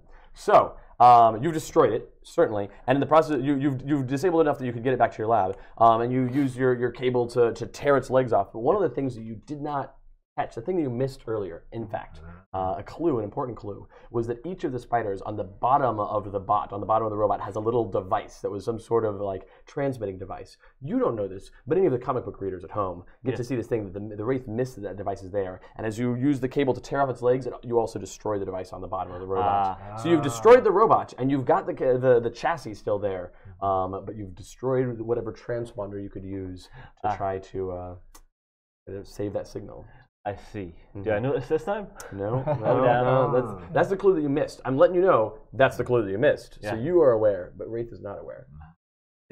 Yeah, but you might now be able to become aware, or somebody else might notice. There's some important information about those robots. Well, I suppose as I'm lifting this thing, putting my knee into its back, with the cable pulling against the legs, would the other two perhaps see it? Possible. Legacy's got glass in his eyes. So it's that was the end of the round, so you can pass it to anybody you like. And so I mean, as a thing, as you destroy it, you were attempting to be able to preserve this thing. Yes. And so you're like, oh man, I'm gonna chop this legs off, but then it'll still be a working robot. Yeah. And when you ran that cable down it shut down. Yeah. You're like, I just tore its legs off, and it entirely shut down. Something happens. You're aware that your plan didn't work. You don't know what you missed, but you know you missed something, and you know that the thing that you just did caused a problem. Yeah. So, there's one spider bot operating left, and you've gained some information here. Yes. Who did I pass it to? I think I'll pass it to that spider bot. Oh, okay. Because that could be useful. All right. So this is LaserBot. This is the bot that just lasered to you. No longer has a -1 because the process of D4 of heating up its laser to fire at you managed to. So it's like, okay, I'm feeling a little bit better. So it shoots another laser at you. Odd choice. Oh wow! These robots are so good. No wonder. Legacy, I don't. I take it all back, Legacy. Seriously, they're as big as houses. Absolute Zero, like, I can't see how these things could possibly be hurting you, and then Absolute Zero takes 7 damage. It's like, never mind. Revise my opinion. Right. So anyway, and they'll pass it to Absolute Zero. All right. Well. Lamo. Sure. I was hoping to avoid this. Has Wraith said anything about the fact that she noticed that the one bot that she tried to save got damaged in the process? Don't destroy it. We need to figure out who sent these. only I had a way to preserve something while attacking it. Some kind of element. Okay. Like fire? No. Lightning. Heart. Heart, yes, definitely. The power of love. Or how about I freeze this, and then we see what we can get out of it. Sure. Yeah. All right. So, what kind of attack are you making here? I'm going to do a basic, just cold kind of freezing attack. Sure. Sure. So, cold, my D12. I'm going to use creativity to try and encase it. Sure. Instead of my usual freeze it till it stops moving. You're just freezing it until it stops moving in a different way. Right. You must be so handy for a summer barbecue. Charge extra for that. Right, here we go. Kids party. Mid-die is an 8. All right, so it D4, it rolls as D4. 5. So you manage to encapsulate it perfectly in a block of ice, and in fact, you do so well with that you make a couple little handles on the side so you can easily pick it up and carry it. And the spider bot artistic. There's creativity. Yeah. Use the creativity. And the spider it's wrapped up to take away. So. Yeah. The bug de Malo. All right. Okay. We are no longer in round time in the scene. The ice shield on its own will go ahead and melt, but the damage regulators are still a thing. But who knows? So you're there in this city center here, and you've got some broken robots. One nicely captured robot. Yeah. What's going on? What do you want to do? Well, I'm going to start examining the one that I've got here just to see exactly how much of it is still intact. Sure. Try and figure out exactly what broke on it to shut it down. And I don't even need you to roll for that. You're good at gadgets. You know what you're doing. You've got some various devices you can pull out and scan it, and you're like, oh, here's the deal. This chassis here, the body of this robot, it's all gears, servos, all the stuff that it needs to do the stuff. The thing on the bottom, that was the brain, and that was also in some way some sort of receiver. And when that popped off, that destroyed the whole thing. So you now know all the things. Okay. You're caught up. I would then possibly ask Legacy to break open and hold the bot that's there. Cool. So Legacy, he turns around as Ray says this, but then he looks to see the civilians that have been running away. He says, "Hold on, Ray. I just need to check something." Okay. So are we sure we want Legacy handling this task? I mean, don't worry, guys. I'm still here. I feel break the ice. This is the problem here. You just make more ice. I don't need it more frozen. I'm just going to untangle your cape real quick, just so we're on his face. Legacy sort of does that dashing look for a second, then he goes over to make sure the civilians are all right. Sure. He goes over and makes sure that none of them are too injured, or if anything there are, he makes sure that some medics come over and help them. Sure. He goes, "Don't worry, Wraith, I'll be over there in a second. We'll figure this out, but watch out, and you look after these guys first." So yeah. That's great. That's great. So there's a few things we can do here in this interim point. In that there are you can investigate stuff with the spider bot to try to learn anything more about the spider bot with maybe an overcome check of some sort. There are medics, of course, here that are set up to help people, and those medics, and also there's engineers that are repairing buildings and repairing all sorts of robotics things. And I need you and your tools. And so those medics and/or engineers might be able to help you recover some health. So we're in kind of a montage scene now in which you can choose to figure out stuff with the spider bot or regain health from a medic or an engineer, and those are kind of your best options unless there's something else you specifically want to do. Okay, I will grab a group of engineers and have them begin examining the spider bot with me. Oh, sure. That's going to be great. Legacy's not too big to admit that he's hurt, so he's going to go to some of the medics and he's going to get down with them and he's going to make sure that everyone else is fine, but then he's going to be like, "I got caught up pretty bad there, but you guys know what you're doing. Help me out here, guys." Sorry, do you have any solvent? I need this webbing off. Otherwise my cape's going to stain it and this doesn't come out. This is just sticky. And what about you, Absolute Zero? I've got these regulators and also large claw marks / laser marks that I need dealt with. Interesting. Just like some soldering or whatever. Yeah. They can just like duct tape. Go to into the cracks in the armor and fill it full of a foam and put some tape over it. Yeah. Why don't we? It's a good enough patch for now. So you can recover health up. So you can normally in a montage scene, if you're going to take do an action to regain some health, which is what you're doing, you can recover up to the maximum of the next zone up. Cool. And since you're just in the yellow zone, you can go up to the top of the green zone is the next zone up to the top of the green. Awesome. I am going to put a limitation on you because you also have these damage regulators. I'll let you go up to the top of the current zone, and then also. So I can go all the way back up to 32. You can go back up to the top. You're getting healed up. Whereas Absolute Zero is only going to the yellow, but damage regulators totally fixed. They're like, look, we don't. This suit is way too high tech for us to be able to repair the giant holes in it. We can patch those up to the point you're not in big trouble. But these regulators, actually, this is my jam. I can fix that, no problem. So that's just kind of. You know what? Gone. After this, go take some night classes, learn about robo-suits as the field of the future. You can send the bill to Montgomery Industries, just no reason. All right, cool. Thanks, man. Whoa, why am I footing the bill? I'll find you on LinkedIn. What do you mean you're footing the bill? No, this is going on inside my head. Oh, okay, all right. The Wraith looks up and goes, what? I'm sure whoever owns Montgomery Industries can afford this kind of thing, so it'll be fine. Speaking of Montgomery Industries, so I'd like you to roll an overcome check for me. So you are going to be using power, quality, status. What are you looking for here? Power quality? Power, quality, status. What's your power? Well, the power I would use for this is possibly deduction. That makes sense. Because I'm looking at the thing, I'm trying to study it. Sure. I'm also investigating. Sure, that's great. Again, trying to discover. So it's a D6, a D10, and a D8. Yeah, all right. So grab those three, and you've got a +2 bonus here from the engineers that you pulled in to help you. Okay. Likewise, if you want to flip back to your abilities here. Oh yeah, actually, this is even a better point here. Oh, so you have the detective. Yep. So go ahead and read that. Overcome to learn hidden information. Use your max die. You and each of your allies gain a hero point. Right. So the hero point thing, I'll talk about a little bit separately. But everybody's got 2 green abilities that come from their principles, and in fact, they're named after the principle that they're tied to. That are just things that are ways that you can do overcomes or other things that interact with the scene. That like this is because I'm playing to my principles. I'm better at this thing. So you're trying to figure out hidden information. Very much so. What you're doing here, trying to figure out what the deal is with this robot. So you can use your max die instead of your mid die when you make this roll. Cool. So. With a +2, you said. That will be 5 becomes 7. There you go. So that is a success, but with a minor twist. Yes, it is. All right. So you succeed in that you figure out what the deal is with this brain here. It's not just the brain that controls the whole robot. It is also a transponder that is going to some remote location that the signal is coming from. This is the signal that is controlling this robot. The thing that is driving this robot. It's not fully autonomous. It's being controlled by something somewhere, and you're in fact able to tell that something somewhere that's controlling this is within a few kilometers. It's here in the city.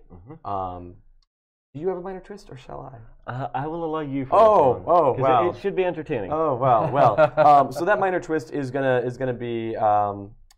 A couple little things we're going to see soon, but the important one, the first thing that happens is as you're figuring this out and you're relaying this information to the other heroes, I assume, you're like, hey, this is coming from something. Do you want to share this information? Of course. So, I'm calling it out to the guys as they're getting healed or welded. It's fine. Oh, man, this is great. Don't do the welding on me in the, No, the foam goes over. Somebody needed a torch welder? No one needed a torch welder. Legacy's cape's on fire. So as you're relaying this information, you all get a call on your hero brand earpiece communicators, but it's not from any of you. You're all here, and it's not from Tachyon and Bunker, who are still over in Birmingham. Instead, it's from someone else entirely. It's from another hero that you all know well, a hero named the Argent Adept. Where is he? There he is. Argent Adept is a cool hero who uses. Here's a picture of him. This is the Argent Adept, cool and he uses magic and music. He uses music to make his magic, and he is the Virtuoso of the Void is his title, and he is an ally of the hero that made the tree that's here in the city, and he calls you in, you hear this voice, and he says, "Greetings, it is I, the Argent Adept, and I am here in your fair city of Megalopolis. Yes, greetings, heroes. I must ask you, are you doing a strange hero defense thing in your city, in which you protect your city with a series of tiny spidery automatons?" Yes. Can you get to the point? Yes. There's these spidery automatons that are all over the tree that I'm here to investigate and protect. It's got very many of these spiders on it, and I wondered if they were your spiders? No, I don't think do we have a tech guy on the team yet? I don't think we have a tech guy on the team yet. No, I don't think those are ours. Not your spiders. That is very concerning to hear. I was hoping these would be your spiders. If they are not, I will cleanse the tree of them myself, for I am the virtuoso of the void, and I can deal with these spiders with a mere wave of my hand. Just before Watch as the spiders, and with a terrifying scream, the line goes dead. Are you still there? Hello? Not at all. Well, I told you these spiders were much more deadly than we first thought. We need to get over there. On the flip side, he did finally shut up. That is also true, Zero, but we should definitely go over there and see if he's all right. I think I'm gonna just turn around and go, right, onto the motorbike, off we go, let's go, come on. I'll see you guys there. I'm gonna go scout ahead, see what I can see. All right. So with burning rubber, I spin around and head off up the road. All right. So you're on the motorcycle heading to the tree. Yes. You're on the flying heading to the tree. Yep. You're walking. I'm going to take the bus. I like that one of them jumps on the motorcycle. It's definitely big enough for two people and rides off. The other one, who's definitely strong enough to carry like a bus, flies off, and you're like, thanks, guys. I'm just gonna. Legacy realizes this as he flies over to the sky. You're not carrying me, it's fine. I shoot a little bolt of ice at the back of the motorcycle and also freeze under me and just kind of surf behind. That's true. Yeah. That's far cooler than hoping what I you was do doing. You feel a little extra drag, but it's not too bad. It seems to be a pretty frictionless surface. Okay. Yeah, just look, keep the ice behind the back wheel. Oh, sorry. Remember that minor twist we talked about earlier? No, that's a different thing. So, heroes, you approach the tree. Legacy, you're flying up ahead, overhead, and you can see the tree coming up in the distance. And of course, you can see the tree from anywhere in the city. This is a towering, colossal tree. But as you get closer, it seems like the bark of the tree, the entire bark of the tree, is moving and like glinting as it does. And as you get a little bit closer, you realize, oh no, it is thousands of spider bots that are just spiraling around and around the base of the bark of this tree. This giant tree's got tens of thousands of spider bots that are spinning and spinning and spinning and moving their way around this tree. And so that seems good. So yeah, Legacy's gonna get on his radio and he's be like, guys, it seems like we've got a lot more of a problem here. They're all over this place. They're all over the tree. We need to find out where this is coming from and shut it down now. You've got this, right? I mean, I'd love to, but I think I'd really like your help. So as you're heading to the tree, and remember those three spider bots that you faced? This is just, we're going to have a little quick side, you and me. Remember those three in the back spider of bots? Legacy's head. Yeah. Remember how fun those three spider bots were? They were so great. This seems like a lot. For a lot more than three. I'm just putting that out there. I'm sure it's fine. So the two of you are heading. You can't take quite as direct of a route as Legacy, what with the crow flies situation. But you're still making good time and getting there pretty speedily. But on your way to the spider bot, to the spider bot infested tree. Sorry. Hold on. In fact, I have a thing here. Where are my spider bots? Here they are. Hordes of harvesters. I have this horde of harvesters that is spiraling around and around the tree. So far, you guys have faced minions. You faced spider-bot minions. There's also other types of opponents, such as lieutenants and full-on villains that have a complete character sheet, much like a hero does, that has some differences, but it's still a thing. Hero points. You know what? I'll save the discussion of hero points for the end of the session, because it won't matter until then. Okay. But just making sure to mark one. Yeah, you totally can. But we'll talk about that at the end. But it's a fair point anyway. Anyway, so hordes of harvesters around the tree. So there's various challenges of the game. This is a challenge that cannot be dealt with just by punching. By conventional means. Something else has to be done to deal with it. And so there's going to be various challenges that pop up here. Don't worry about it. As you're heading, you cross a bridge. There's a bridge over a river. There's a major river that runs here through Megalopolis, right around kind of the bend of the park, of Legacy Park. In fact, there's a park here called Legacy Park that this tree is growing out of. And as you cross the river, you both spot over to the side of the river this towering, glistening metal thing crawling up out of the river. It's another spider, but it is a much, much larger spider. Oh, dearie me. And it's got eggs under it. It's a large spider, and in fact, as it crawls up out of the river, it kind of lowers itself onto its legs and wiggles a bit, and a clutch of eggs falls out of the bottom out of the spider. And those clutch of eggs, as they hit the ground, the metal shells spiral open, and a group of spider bots emerge out of the bottom of it. So where do we have here? Oh, it's the spider mothership. Finish writing that thing. Yeah. And that is a D10. And we also have some spider bots, and it's going to lay same card because it won't matter, except there's 5 of them. All right, so we've got so spider mothership there. It lays some spider eggs, and you saw to scale how small those eggs were compared to the mothership. Yeah. This is easily like 15 feet tall. Right. So this is much larger, much scarier. And yes, we've got the mothership, we've got some spider bots, and you're going over the bridge. That seems good. As you're making this progress here, Legacy, you notice as you're flying, you get closer and closer to the tree, that there's a bunch of large wiggling figures up in the branches of the tree. Hanging from the boughs and the branches of the tree are these cords of web down to roughly humanoid size shaped bundles of web that are wiggling and writhing from the tree, and so those are things that probably need to be dealt with. And by dealt with, I mean rescued, probably, maybe. And sounds like a good idea. Right. Let's see, other challenges, other exciting things. We'll do that one last. It'll be fun. This sounds fine. Right. Everything's fine. Yeah, there's nothing wrong. Yeah. The Legacy, while you're flying directly at the tree, so you are with the direct route that you're taking. Yes. You're kind of on the north side of the tree, and the buildings are ringing more on the southwest side. Okay. You guys are going across this bridge right on the other side of the buildings, and from the top of the buildings,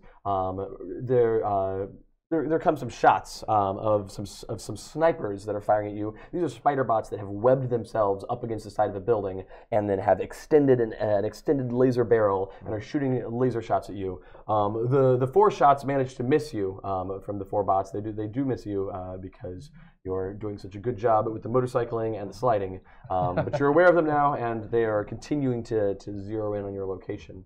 There should have been just the 3 Spider-Bot snipers, but there's a 4th as the minor twist from the thing earlier that you had to deal with. They got a little bit more time to set up because they knew you were coming. Right. So, and of course, the only other note for this scene is Argent Adept's out there somewhere. He has something happened to him. Not really sure where he is, and he probably should be rescued in some way if you're into that kind of thing. So, quick recap: we've got a spider mothership laying eggs. Yep. We've got some spider snipers that are shooting at anybody that approaches the tree. We've got some webbed human shields up in the tree, as well as hordes of harvesters circling around the tree. And Argent Adept out there somewhere. The last piece is a thing that I talked about earlier, but that we didn't have in the last scene, and that's a scene tracker. Oh, okay. All right. All of these things, all of these elements are things that can be passed to in the scene. So the 3 of you are actors in the scene, and all of these note cards are actors in the scene. Any of them can be passed to. They can each take a turn. Some of them will do obvious things on their turn. Some of them will do less obvious things on their turn. A couple of them will do essentially nothing on their turn, such as Argent Adept. So he's not going to save himself. So so there we go. And with that, Legacy, I'll let you start us off since you're flying in and you've got your shot here. Right. What do you want to do? Cool. So immediately he sees those webbed human shields dangling from the tree, and he sees a swarm of harvesters going.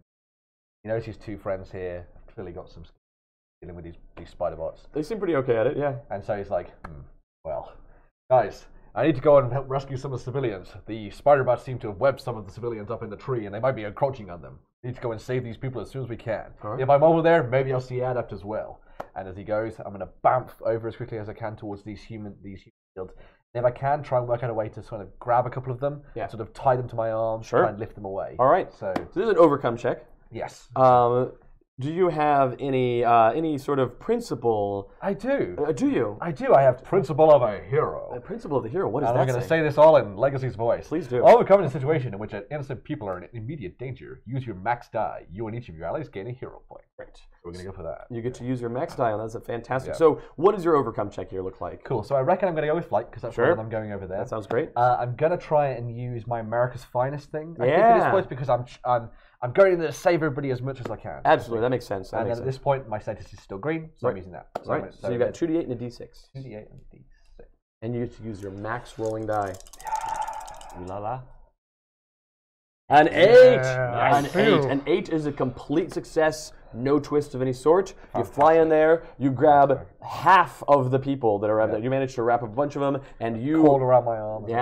Half of the human shields have been taken out of the tree. You manage to fly them to a nearby building that's a stable building. And I'm watching out for the next one to see if I can.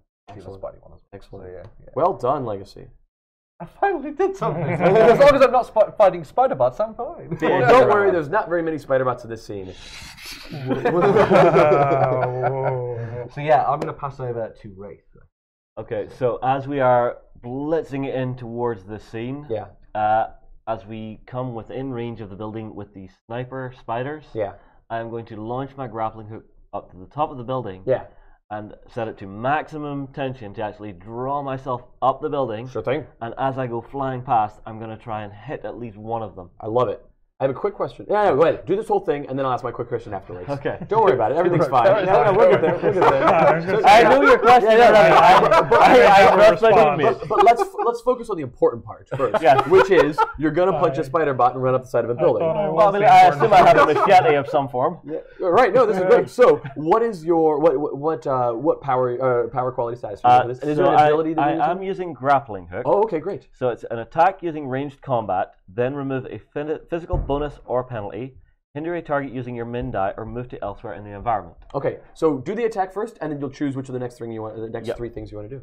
So technically it's close combat, but it's actually ranged because I am the projectile. No, this is great. So you're using your ranged combat. So that's a D8. Yeah. I would assume I need to use my agility for this. That makes sense. The move you're making is a very agile one. Yeah, and I'm still on yellow for my health. There you go. So it's 3D8.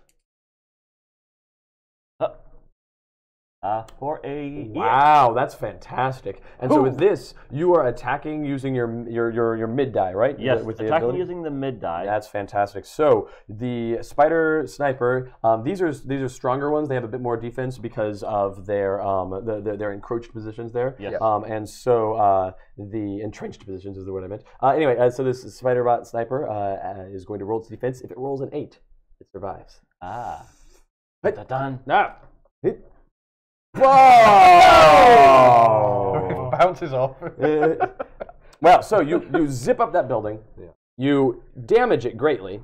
You've definitely injured one of them. You slice it up the side, and it's like, and you still get to do one more thing there as part of the end of that ability that you have. Yes, I have the option either to move to another part of the environment. Sure. Or to hinder it with my min die, which would be a -6. So the 6 was your hinder, and on the chart that's a -2. But still, you can hinder that target with the -2 if you like. Yeah, but I think because of the way I'm actually doing this, thematically, it makes more sense that I am launched up to the top of the building.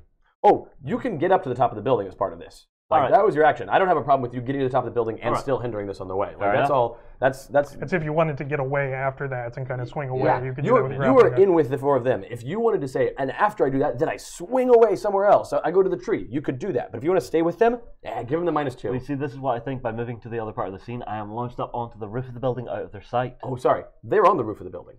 Oh. That's where they're sniping from. I understand. So I thought they were like clinging to the side of the building. So the roof of the building is like this, and they're here on the edge of the roof of the building, sniping down from there. Gotcha. So when you're like, I'm going to go up to the roof of the building, I'm like, yep, that's where they are. Yeah. Okay, that's fine with me then. Okay, great. So you get both, all the things you wanted in life, including new friends. I may be about to regret my life choices. What's the worst? Snipers can't hit things that are near them, right? I've played enough video games. Yeah, that's what it works. I'm sure I can probably find some way to help myself right now. Probably, I imagine so. Right, back to that interesting question I had. Yes, I know what you're going to ask. What is the motorcycle doing once you grapple swing off of it? Well, it was on full throttle. Right, it was, yeah. So I assume it's still on full throttle and losing speed now. Right, so who do you want to pass the initiative to now? Do you want to pass it to the snipers? Do you want to pass it to Argent Adepts? Oh, no, I will pass it to Zero so he can get out of the way. Okay, Absolute Zero. You were tethered via a strand of ice to the back of a motorcycle on a frictionless surface, enjoying yourself, zooming right along. You noticed to one side that there was a spider, a large spider that crawled out of a river. Cool. Laid some eggs. Less cool. Kind of gross. Weird. You noticed to the left on the top of this tall building there were some snipers that were shooting. The Wraith also noticed those snipers. Oh, look! There she goes up the building. The motorcycle in front of you is starting to do that thing that motorcycles start to do right before things get real bad. What would you like to do? So we don't have free action in this game, but I would like to take one anyway, and that is let out the biggest sigh you've ever heard.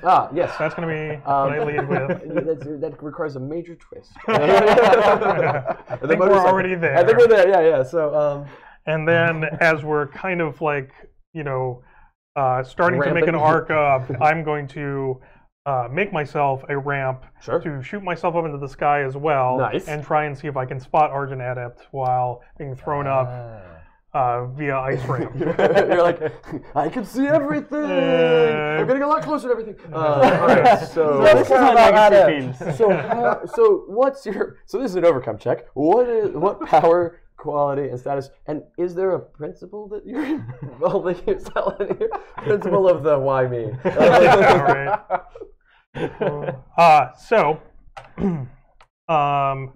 I'm using principle of dependence because... Oh my gosh, that's actually really good. Yeah. Because flinging myself off a spiraling motorcycle off on an ice ramp would be difficult to breathe or react in those circumstances, but I fortunately have a sealed suit. You've got this power suit, yeah. Yep, and so I'm going to rely upon that to hopefully keep me alive while doing this thing that I'm doing. We'll find out. We will find out. So I'm going to cold as D12. Yeah, making that ramp. I'm cool under pressure, it turns out. You know, I was going to make an argument for creativity, but no, this is cool under pressure to It's just a ramp, is the thing I'm actually making. But, I meant for the looking for Argent Adept while you're up there. Yeah. But that's cool under pressure, yeah. And my status is... Frequent. And you get to use your max die. Yes, which is still only, nope, it's 6. Oh, it's 6. Yep. All right, so you succeed with the minor twist. Dave, do you have a... So, sure enough, as you launch up into the air, you have a mere moment of slight, almost panic, but no, you're cool under pressure. You've been in far worse situations than this, sad to say. It's a record screech. I'm wondering how I ended up here.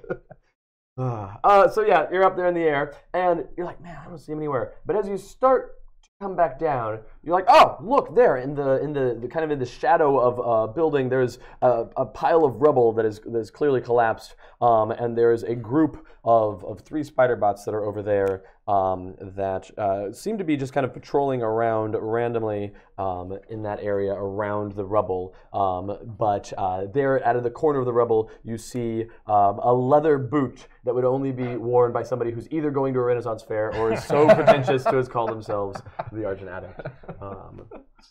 So yes, you've succeeded on locating the first of the 3 challenges of locating the Argent Adept. You have done so. You know where he is, and you know the situation that he's in. That's great. Let's go to that minor twist. Do you have a minor twist in mind for this situation? You know, I'm going to throw it back to you to say... Cool. You're falling. Oh, that's the minor twist. You rolled a 2, a 6, and 6. You're going to take the min die of damage. Surprisingly, your suit is actually suited for this kind of thing pretty well, because though it's not optimized for flight, certainly,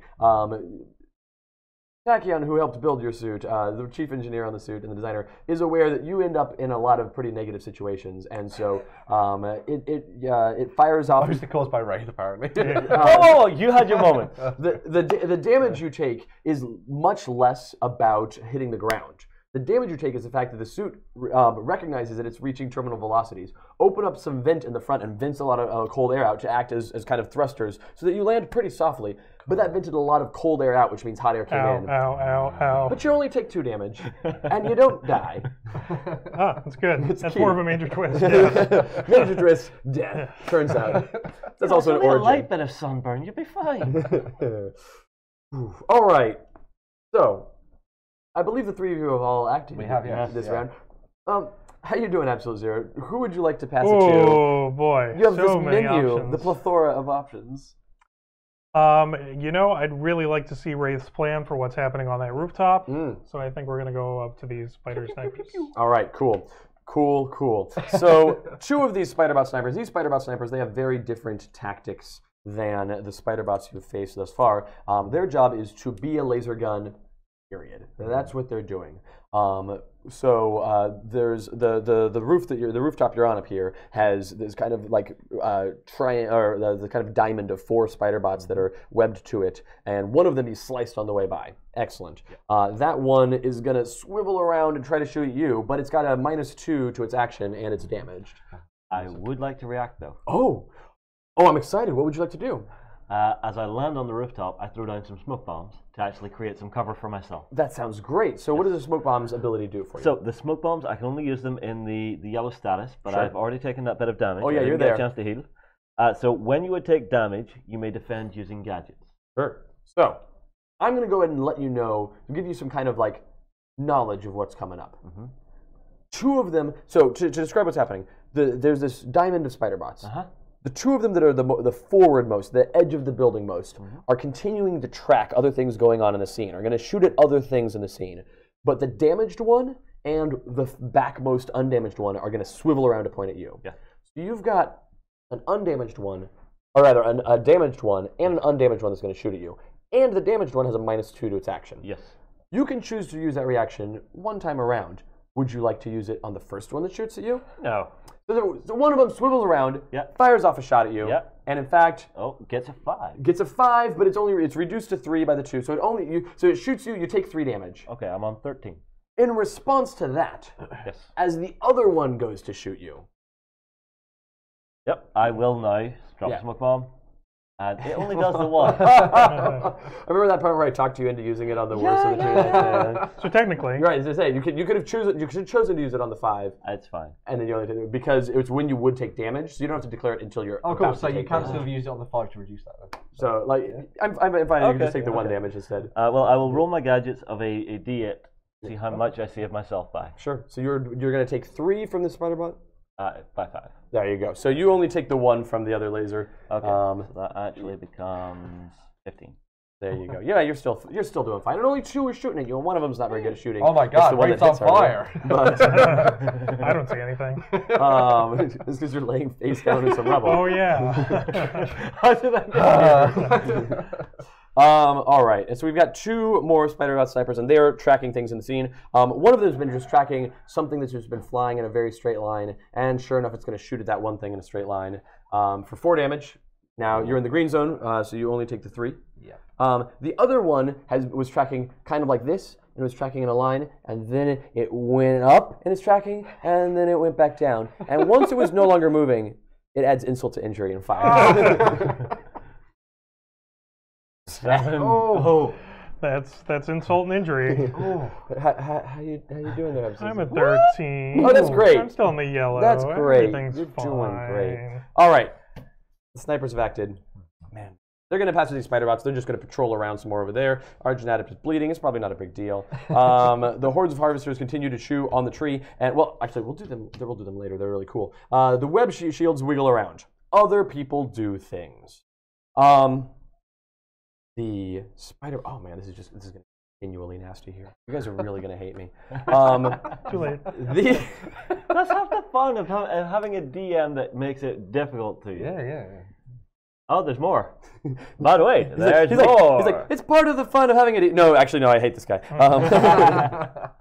So, this Spider-Bot, I haven't managed to write on the Geek and Sons table yet, but don't worry. No, I'm kidding. Be careful. Well, no, you may just say, it's autographed. Oh, yeah. I put it like... No, so Spider Mothership, it's a D10. Half of 10 is 5. Yes. I say that. I said that for no reason. I just like to say math facts sometimes.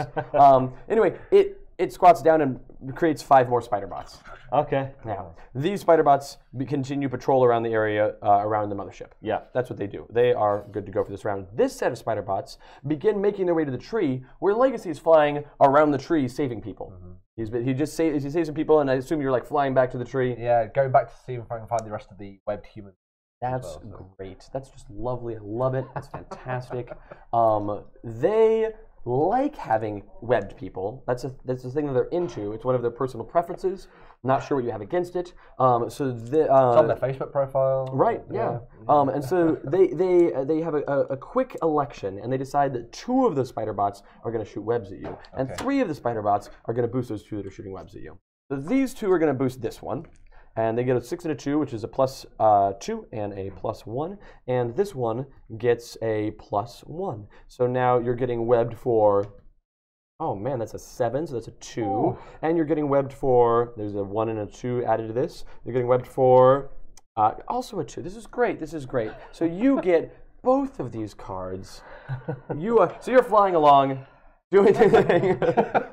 When you take the YouTube preview link out of a video, it's just you going. Yeah. So you're double webbed. This seems familiar. Sticky. But yeah. So that all 5 of these bots have acted. There are 2 things left in the scene. One's the scene tracker. On the scene tracker's turn, it merely checks itself off. No big deal. And that's the way the scene tracker advances. However, there are certain other abilities, other actions, other villains, and things like that that can advance the scene tracker, which is bad. Because if the scene tracker goes through green into yellow, then yellow into red, and to the end of the thing, that's the end. The scene can go to out. Just like you guys can go from green to yellow to red to out, the scene can go to out. It is catastrophic when that happens. Right. It is frequently a game over or something equally bad. So, all right, so I mentioned this because the Horde of Harvesters chew away on the tree. And you see, because you're near the tree and looking at it, you're kind of busy, and you see some ground. But you see that the Horde of Harvesters are beginning to cut away at the bark of the tree with their torches, with their laser cutting eyes. And as they do so, the tree kind of starts to shake and rumble, and that rumbling of the tree kind of fills the whole scene. They're going to mark off the scene tracker one more time, and you are all into the yellow zone now. You all act as in the yellow zone because the scene itself has entered the yellow zone as the Horde of Harvesters begin their demolition. Right. Some things that you are aware of is that all of the spider bots have the little robot brains on their torsos, on the chassis, and that when you had earlier detected the signal, that it was coming from roughly this direction. So it might be somewhere in this area now. But anyway, they've all acted. Man, a thing I could do now. It's the new round. The Horde of Harvesters are just gone, so everything refreshes, including you fine folks, and they can pass it to whoever they want to. We'll pass it to Argent Adept. We'll pass it to some webbed human shields. We won't pass it to Spider Mothership just yet. That's excessively rude. We'll even pass it to a scene tracker. Let's just knock some things off of the charts. And then, I'm not history's greatest monster. Absolute Zero. How are you feeling? You know, I've had better days, it turns out. It's true. It's true. But worse as well. I've had worse days as well. True. Yeah. It's pretty bad. Your whole suit isn't broken yet. Only the regulators the least of your problems. See, I think I'm a little less Wraith, a little more Deadpool in this. So proximity-wise, is there a group of spider bots that I'm particularly near after my fall? After your fall. So you're not far from the base of the tree. So to kind of set the scene here, we've got essentially 4 different areas that things are happening, and one of them is on top of the roof with the snipers. One of them is where Argent Adept and the spider bots are. But then the other 2 areas are very close to each other, and the primary 2 areas, which is the base of the hill the tree is on, which has the spider mothership and some spider bots, and the top of the hill the tree is on, which is the tree, the Horde of Harvesters, who have human shields up in the tree, and the group of 5 spider bots that are patrolling around the bottom of the tree. So you're very close to either these 5, or pretty close to these 5 and Mom. Right. You're further from the top of the roof, but, you know, who wants to go on the top of a roof? Yeah. And you're not that far from Argent Adept, but you're much closer to these things. Okay. So I would like to use my Sub-Zero Atmosphere, which hinders any number of targets using cold. Okay. And as many as I can get by standing kind of in the middle of them. All right. Here's the deal. You can stand in the middle of these 2 groups and get both of these groups, or you can come a little bit closer to these and get this whole group and the Mom. Either or. She's far enough back, these things have moved on from her, that you can't get all 3 of these cards. Yep. But I'll give you the Mom in a group or 2 groups. Your choice. I would like to freeze up Mom and this group. Mom and friends. Friends for all. Okay, so what are we doing here? So I'm using my cold die. Sure. Which is 12-sider. And I'm cool under pressure. I just like stand up. Yeah. And step in between a giant spider mothership and its horde of babies. Yep. And just start freezing everything. Sure. That sounds like a great idea. It can't possibly go wrong. Definitely not with a 4 roll. And you get to use your max die, right? I do. Oh, gross. This is going to be fun. Yeah. Oh, boy. Nice. Oh, man. Oh. He's absolutely fabulous. That kind of fun I will accept. Just nothing to do with the cold aspect. No. Yeah, you did not go for the low-hanging cool fruit. Not even a thing. Nobody says cool fruit. They do now. Hey guys, cool fruit. All right, so that seemed okay. What do you want to do? I'm going to choose the spider mothership to go next. That's fantastic. The spider mothership is actually pretty well pleased with the number of babies it has in this world. It's like, I could make more babies. I can always make more babies. That's my job as a spider mom ship. Mothership's a bit formal for spider mom ship, but it doesn't like the fact that it's feeling cold. So it's going to actually kind of try to stab at you with one of its giant stabby legs. And its legs aren't the stabby sharp things that its baby has. It's rather more like a bludgeoning pillar of steel. So, yeah. Is that all? Is that all? That's all. Yeah. That's all. So it's gonna try to stab at you. Now it's a D10, and I will go ahead and point out. I was saving this for later, but I didn't want anybody to be too horrified when they found out this spider mothership is not a minion, or rather, it's a special type of minion. It's a lieutenant. Lieutenants are a thing I mentioned earlier, but did not explain. They still are governed by a single die. When they attack or do anything, they roll their die and use that number for what they do. And when they're attacked, they roll a save. The key difference is that when they're attacked, they save in a different way. So if you attack a lieutenant and it succeeds on its save, it takes no damage and it's fine. If it fails its save, it's degraded a die size. So they're much harder to get rid of. Additionally, they frequently have more dangerous, more complex abilities. And the spider mothership's ability is to make an amount of babies as its action equal to half its die size. But its die size is 10, and it's going to roll a 6. It slams at you, but the ice makes its slam less effective, and you only take the 2 damage. I go to 11. Not quite red. Still fine. You'll be fine. And that is Spider Mothership's turn. And all these babies that are right here. These other babies that are real close. Oh, man. I like a dramatic cliffhanger. We'll come back to them. We're going to go back to a rooftop. Oh, dear. Covered in smoke. This one no longer has a -2. So, we've got a D6 and a D8 coming at you. And they're both just doing regular style attacks. So we've got a 4 and a 6. You take a 10 damage. How you doing? I'm obviously going to react. So you say that. Sorry. It's at the start of your turn that the reaction.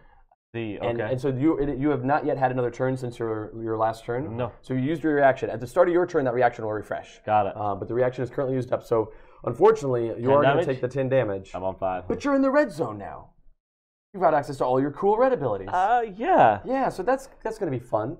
The other 2 of the Spider-Bot snipers are going to fire, and they're going to both fire on Legacy because Absolute Zero is kind of in this mix here. They don't want to risk hitting the Spider-Bots, and Wraith's not. They're not concerned about Wraith. So we've got 2 shots coming at Legacy, who roll a 2 and a 5 for a total of 7 damage to Legacy. Okay, man, what am I? 7 damage, so it's 29. So you had a 2 and a 5, which become a 1 and a 4. So you only take the 5 damage, so you're down to 24. You have so many hit points. It's in the yellow. You are in the yellow zone. That's good. Well, because of the scene, so the is better. Oh yeah, so this is better. That's true. So you gain 1 more hit point out of each of those, essentially. So you're down to 26. Yes, good point. The scene does make that. Same team, bros. Yeah. Get the rules lawyer on your team. All right, so you've got a bit of a situation here, team. Yeah. You've got 10 spider bots, 5 of which look a little chilly. And these guys are going to do some more patrolling. It's fine. So let's see. These are going to continue patrolling the tree. They're not too concerned about what's going over here yet. These spider bots, though, are going to attempt to web up their foe that is attacking Mom. They think Mom's got this. Mom has the ability to take out this straggler here, but we can help out with the webbing. And they're going to do a similar thing to when Legacy got webbed in the sky, where 2 of them are going to web at you, and 3 of them are going to try to boost. So this one's boosting here at a -4, so he does nothing. These are both boosting here at -4, so one of them gives a boost of 1. So both of these, this has a +1 to boost, or to web.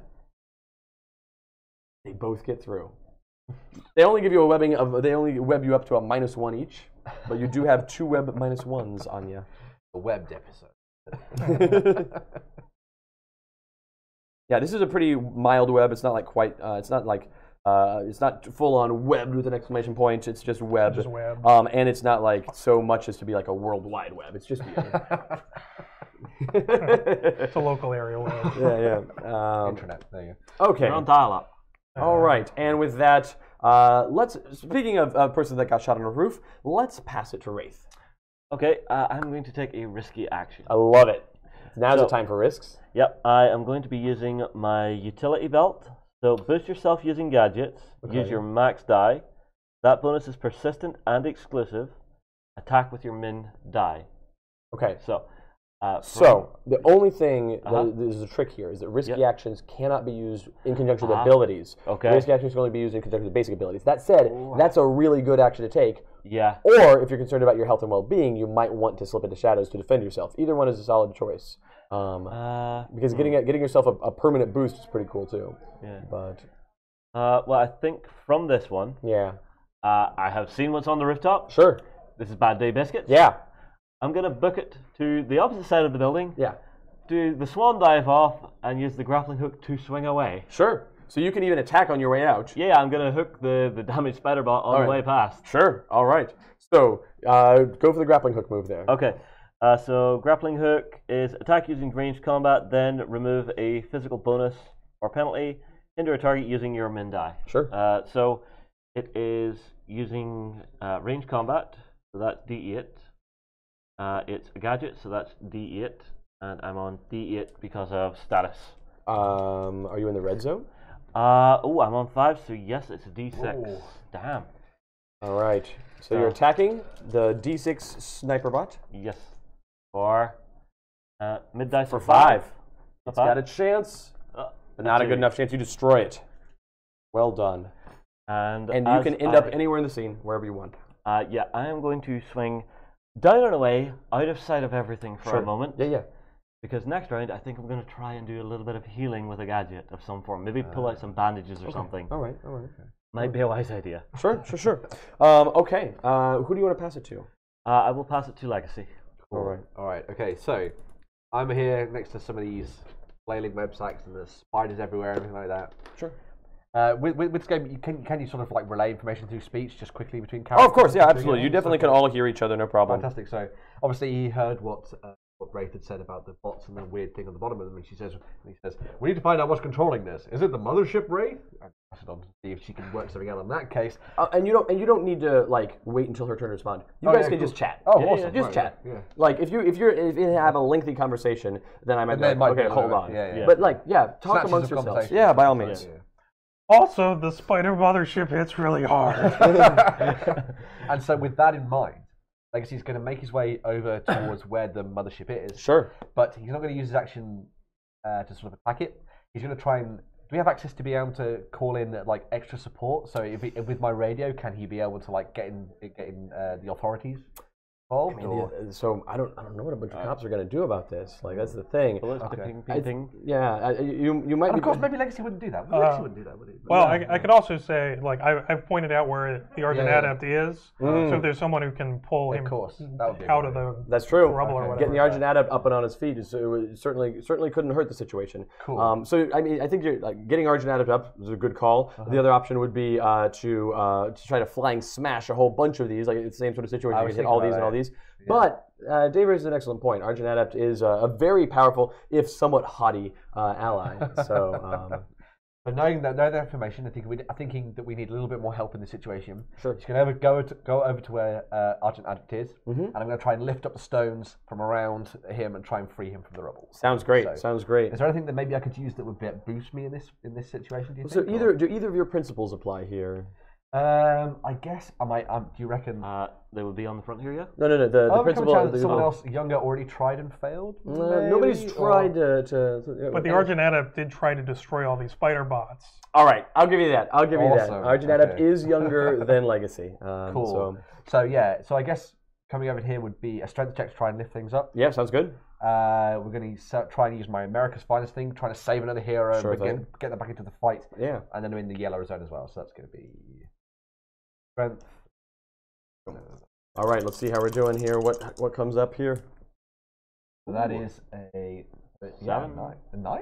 Yeah, your max tie, yeah. Fantastic, so a 9 out of that. Oh, all right. So with that, you succeed. Without do I get affected by the web thing? Is that would that? Oh, the webs do apply. So unfortunately, I'm trying to do it. I'm lifting it up, so it only goes down to a 5. Yeah. So you succeed, but with the minor twist. No, it then becomes 7. 2 minus 2. Oh, 2 minus 2. God. Someone else has 2 minus 1s. Oh yeah. So yeah, my minor twists are which whippersnapper has just showed you up. Oh, okay. So or the minor twist, your immediate need to help someone else causes you to drop the ball in your personal life. You know what? I'm going to leave this one up to you. Okay. Because this seems like quite a tight situation. So sure. Just to see what sort of Sure. So you managed to get all the rebel off of Argent Adept. Yeah. He is back up. He's not on his feet, but you've got him uncovered, and he's groggy. And he's like, help! I just need. You've saved him. He's no longer in danger of dying in this situation. Yep. But there's one more thing you could do if you want to. There's an optional success you get out of this. That on someone's turn, they could do something to help him get up on his feet and join the fray. And in fact, he would do that very thing. The minor twist in this situation, you've gone over and you've done this thing, and you've dealt with helping Argent Adept out. But in the process of doing so, the spider bots that are near, they took notice of you, and they're definitely turning and advancing on you right now with great intent to harm. Okay. You've Legacy's used to that now. You've drawn a lot of attention to yourself. Okay, that's fine. Yeah, we'll see. We'll see about that. We'll see if they call in any more aid. Yes, the radio lights are blinking. Anyway, probably not a problem. Who do you want to pass it to?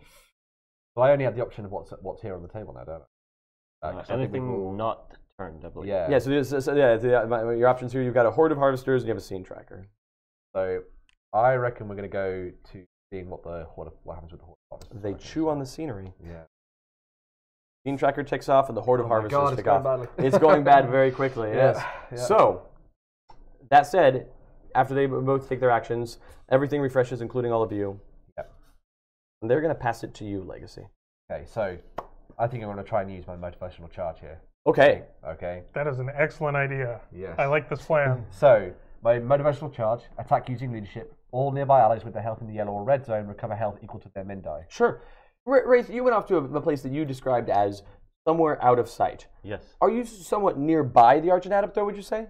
Some would say there's a little bit of a fence with a hole in it. Right. I can see like, through. I'm just curious. No, you don't even need to be seen, but are you in a place where, are you close enough to Legacy that if Legacy said, "For America," and charged a robot, you might hear it and feel inspired? Yes, because if you imagine, currently I am mid-swing down towards the ground, flying around the edge of a building with the grappling hook currently poking out the back of the head of a spider sniper. That's great. So I'm just curious if you're nearby.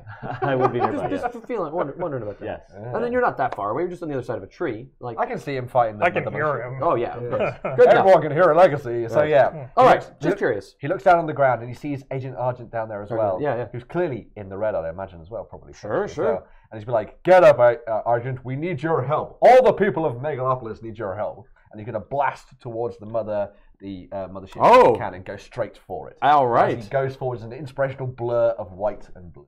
So, there we go. So yeah, some red in there too. Yeah, some red in there too. Just a little bit of red in the background. Yeah. So yeah. All right. So make your attack using leadership. Cool. So I guess I'm flying towards it. So I'm going to use a D8 for that one, I reckon. And then it's what was it? It was leadership. So it's a D10.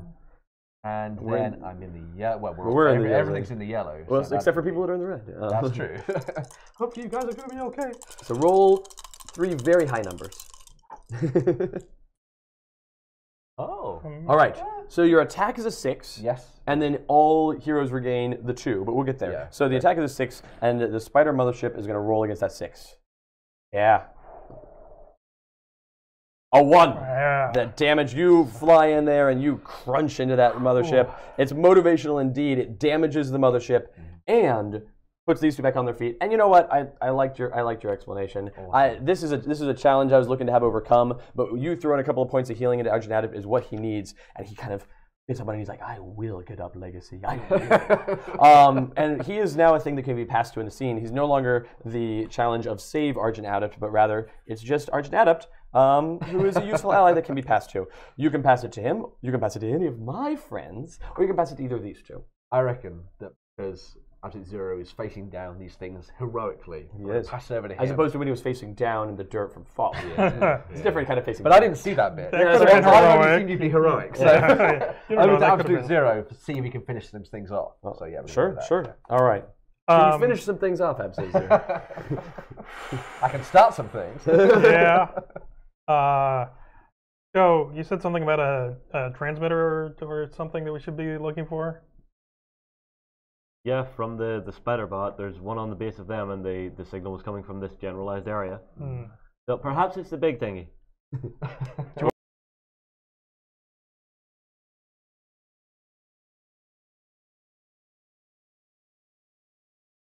Yes. Hey, oh, one of those water-based rivers. Yeah. Ah, one of them. It's pretty chilly this time of year too, is from what I imagine. It's a bit. Yeah. So I would like to use the principle of cold. That makes sense because you're drawing on the cold of the water there, so you just get a little cold. Yeah. And then causing it to. That's great. That's great.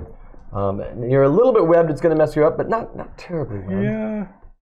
A little too webbed for my taste, but so I'm going to use D12 for cold, D8 creativity because I'm attempting to I love that.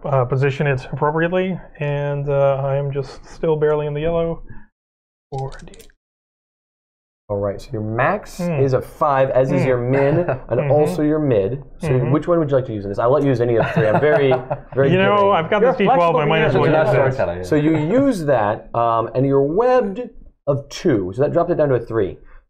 So your options here are to fail. You can choose to fail, of course, or you could succeed with a major twist. I believe I will succeed with a major twist. That sounds like a great call. That sounds like a great call. Yeah. How is your suit preventing you from functioning as a hero? Oh. I think I've poured everything I have into this, and it's actually causing my actual cold powers really through this to kind of short out. Sure, no, that makes a lot of sense. You're kind of running out of cold, and your suit is realizing that like it's got all sorts of warnings and sensors, and the suit's like emergency. Ignore. If you and you're like X. You're like ignore. It's like no, cannot ignore. Too much. And your cold is going to be reduced to die size for the rest of the encounter. Okay. So your cold is now just a D10. But you do succeed, and with succeeding, you discover that in the base of this spider mothership exists a thing that I've been holding on to for some time here, the electroneural link. You have found the electroneural link, and this is a blinking transmitter that is affixed to the spider mothership. And whereas like with the spider bots, it's just kind of like a little bulb on the bottom of them, this is like built into the bottom of it. It's clearly the whole thing there, but you've discovered it, and you're like, man, that sure looks familiar. It seems like it might be something that you care about. Guys, I found a blinky thing. All right. Destroy the blinky thing. Who would you like to pass it to? We haven't sent it to Arjun Adept yet, have we? That's true. No, he's still good to go. That is actually what I would like to see what he's got to do here. Arjun Adept stands up and he unfurls his cape and he raises his arms in the air, and then he goes, oh wow, oh yeah, no, that's still real bad. That's not good at all. You know what? We need some healing. And he brings his hands together, and a clap of energy, of green and yellow energy, bursts out of him, and he regains 6 health, as do all of you. Awesome.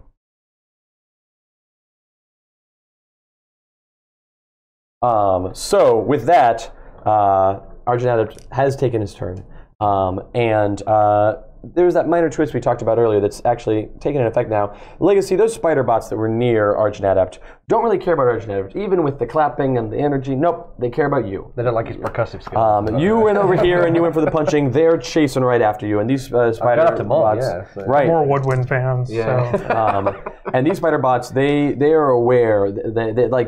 They are getting signals from the Spider Mothership, and the Spider Mothership's been watching you. And it's aware, man, every time somebody hits away at Legacy, he seems to not really take all that much. We need like one big hit to get in there. So these two of the spider bots begin projecting hard light onto their friend, giving him a +1 and a +1, and the other one shoots a laser at you for an impressive total of 6. -1.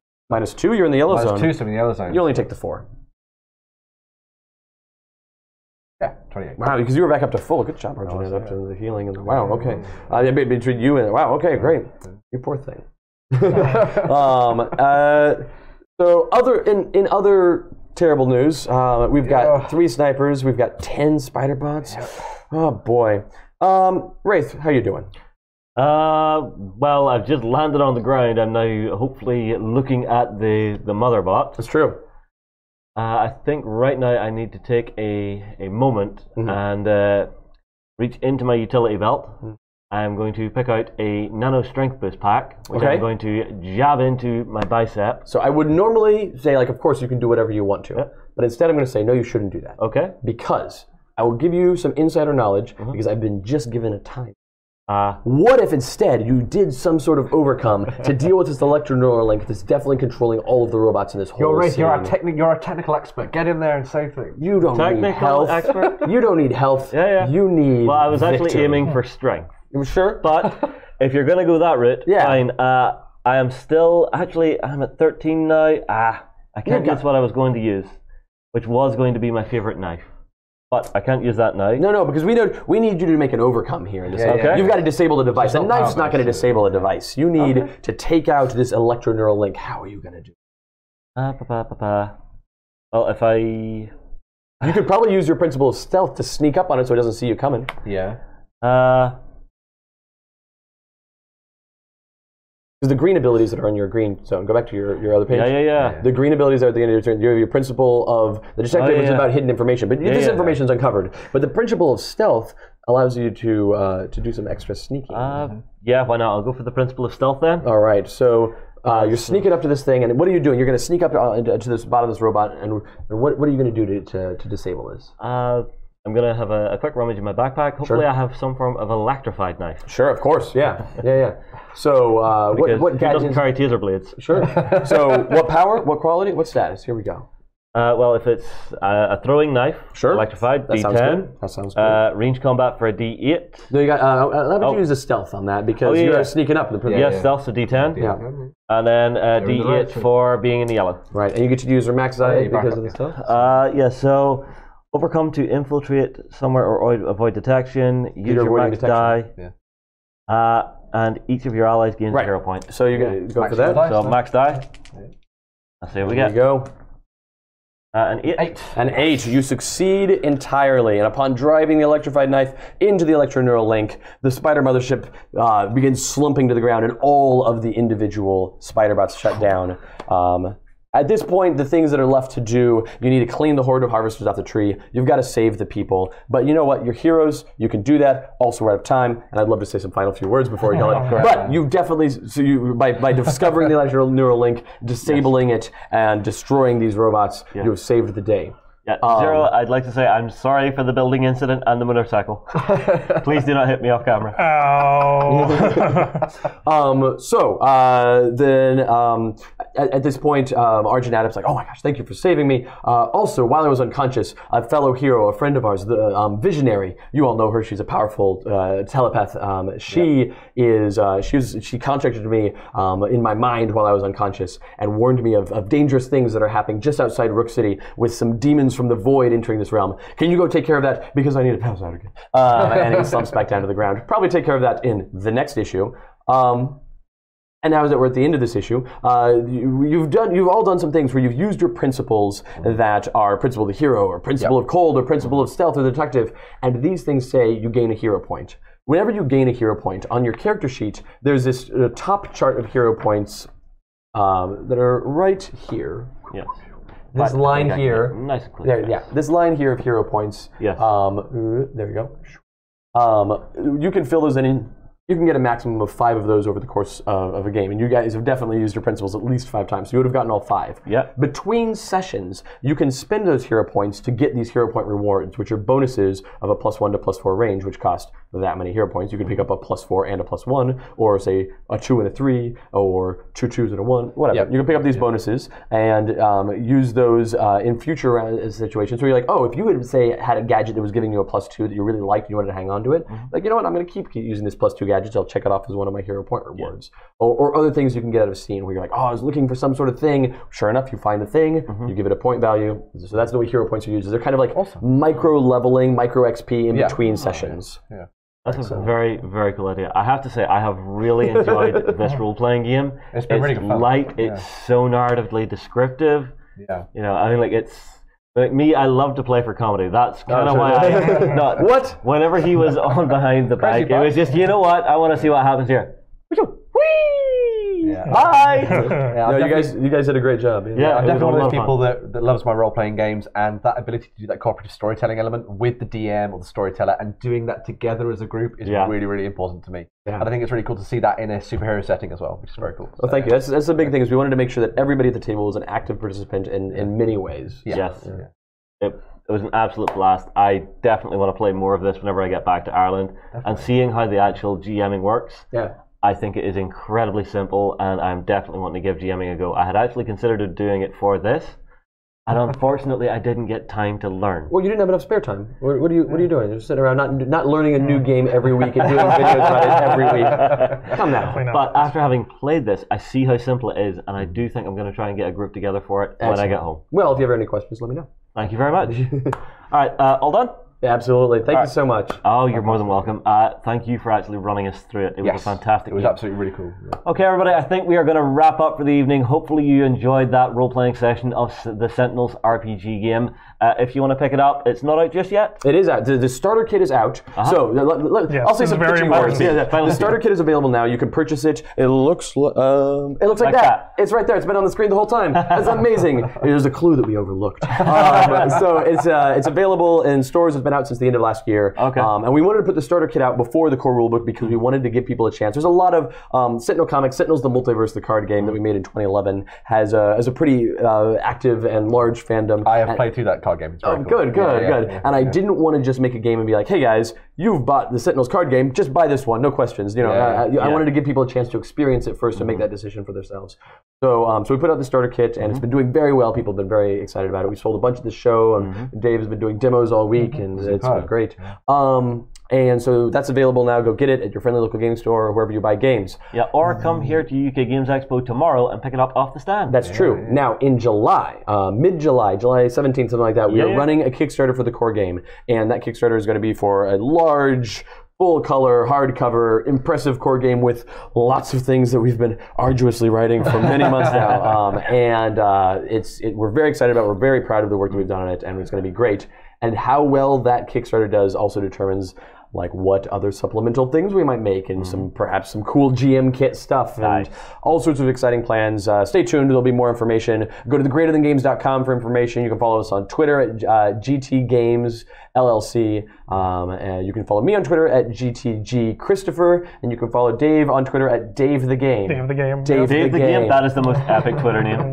He's the game. Yes. We've been playing Dave for the last 4 hours. So. All right, well, I will say this. Once that Kickstarter launches, I most likely will jump in as a backer. Excellent. Well, we love that is the highest compliment I can pay. I would say, yeah. Everybody, hopefully you've enjoyed it. We will move on here, and that will be the end of our live streaming for today.